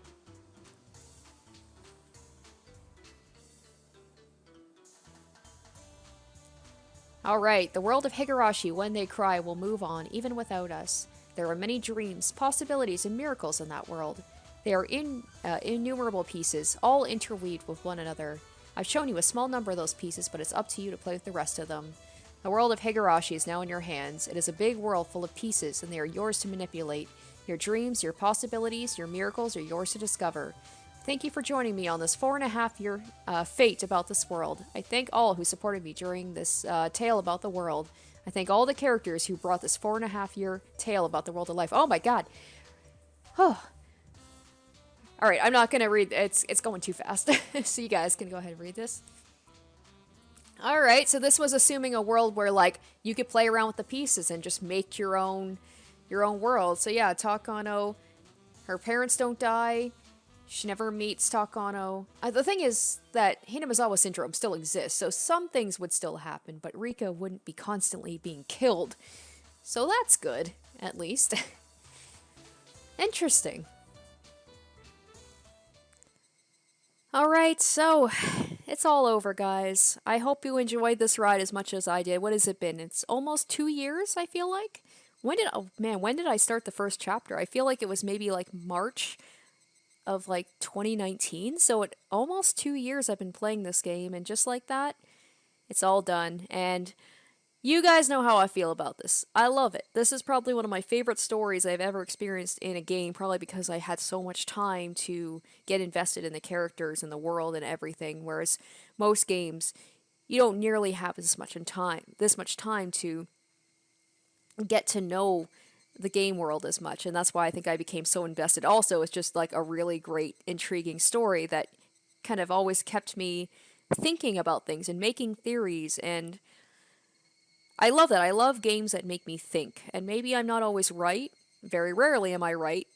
But it's when a game or any form of entertainment can make me really think about things and ask questions. That's always a sign of a good story. So I'm babbling. I think I'm just like not ready to give this up yet. But this is not going to be the end of Higurashi, because I will, down the line, as some of you know, I will be doing reactions to the 2020 Higurashi anime. So that's going to be coming up. I've been figuring it out because I have a very, limited time. So I think what I'm going to do is after I finish my Steins Gate Let's Play, which is on Monday, I think that for a little while is going to be my day to be doing my Higurashi reaction. So that's going to be coming within probably the next couple of weeks. And of course, this is not it for Ryokushi07. He has his other work, which you guys have all been wanting me to play, and I will be playing Umaneko. Hopefully I'm saying that right. I was saying Umaneko before, I think, but Umaneko. So that is going to be starting right after this, next Friday. So a whole other story for me to get invested in. I hope you guys are looking forward to it. Thank you all so, so much for sticking with me through this very long story. I hope you enjoyed watching as much as I did playing. I'm going to stop babbling. Just thank you again for all your support and your kind comments and your interactivity and your enthusiasm for this Let's Play. It made it one of my favorite Let's Plays I've ever done for the channel. And I hope that I enjoy Umaneko as much as I did Higurashi. But we'll have to wait and see next Friday. Stay tuned for that. Yeah. So I hope to catch you guys next Friday for that. And goodbye, Higurashi. I will miss you. Special shoutouts to my top tier patrons: Nana, Sparky, iCognito, Matt Goldsmith, Harry Gazif, and Asborn Kennedy.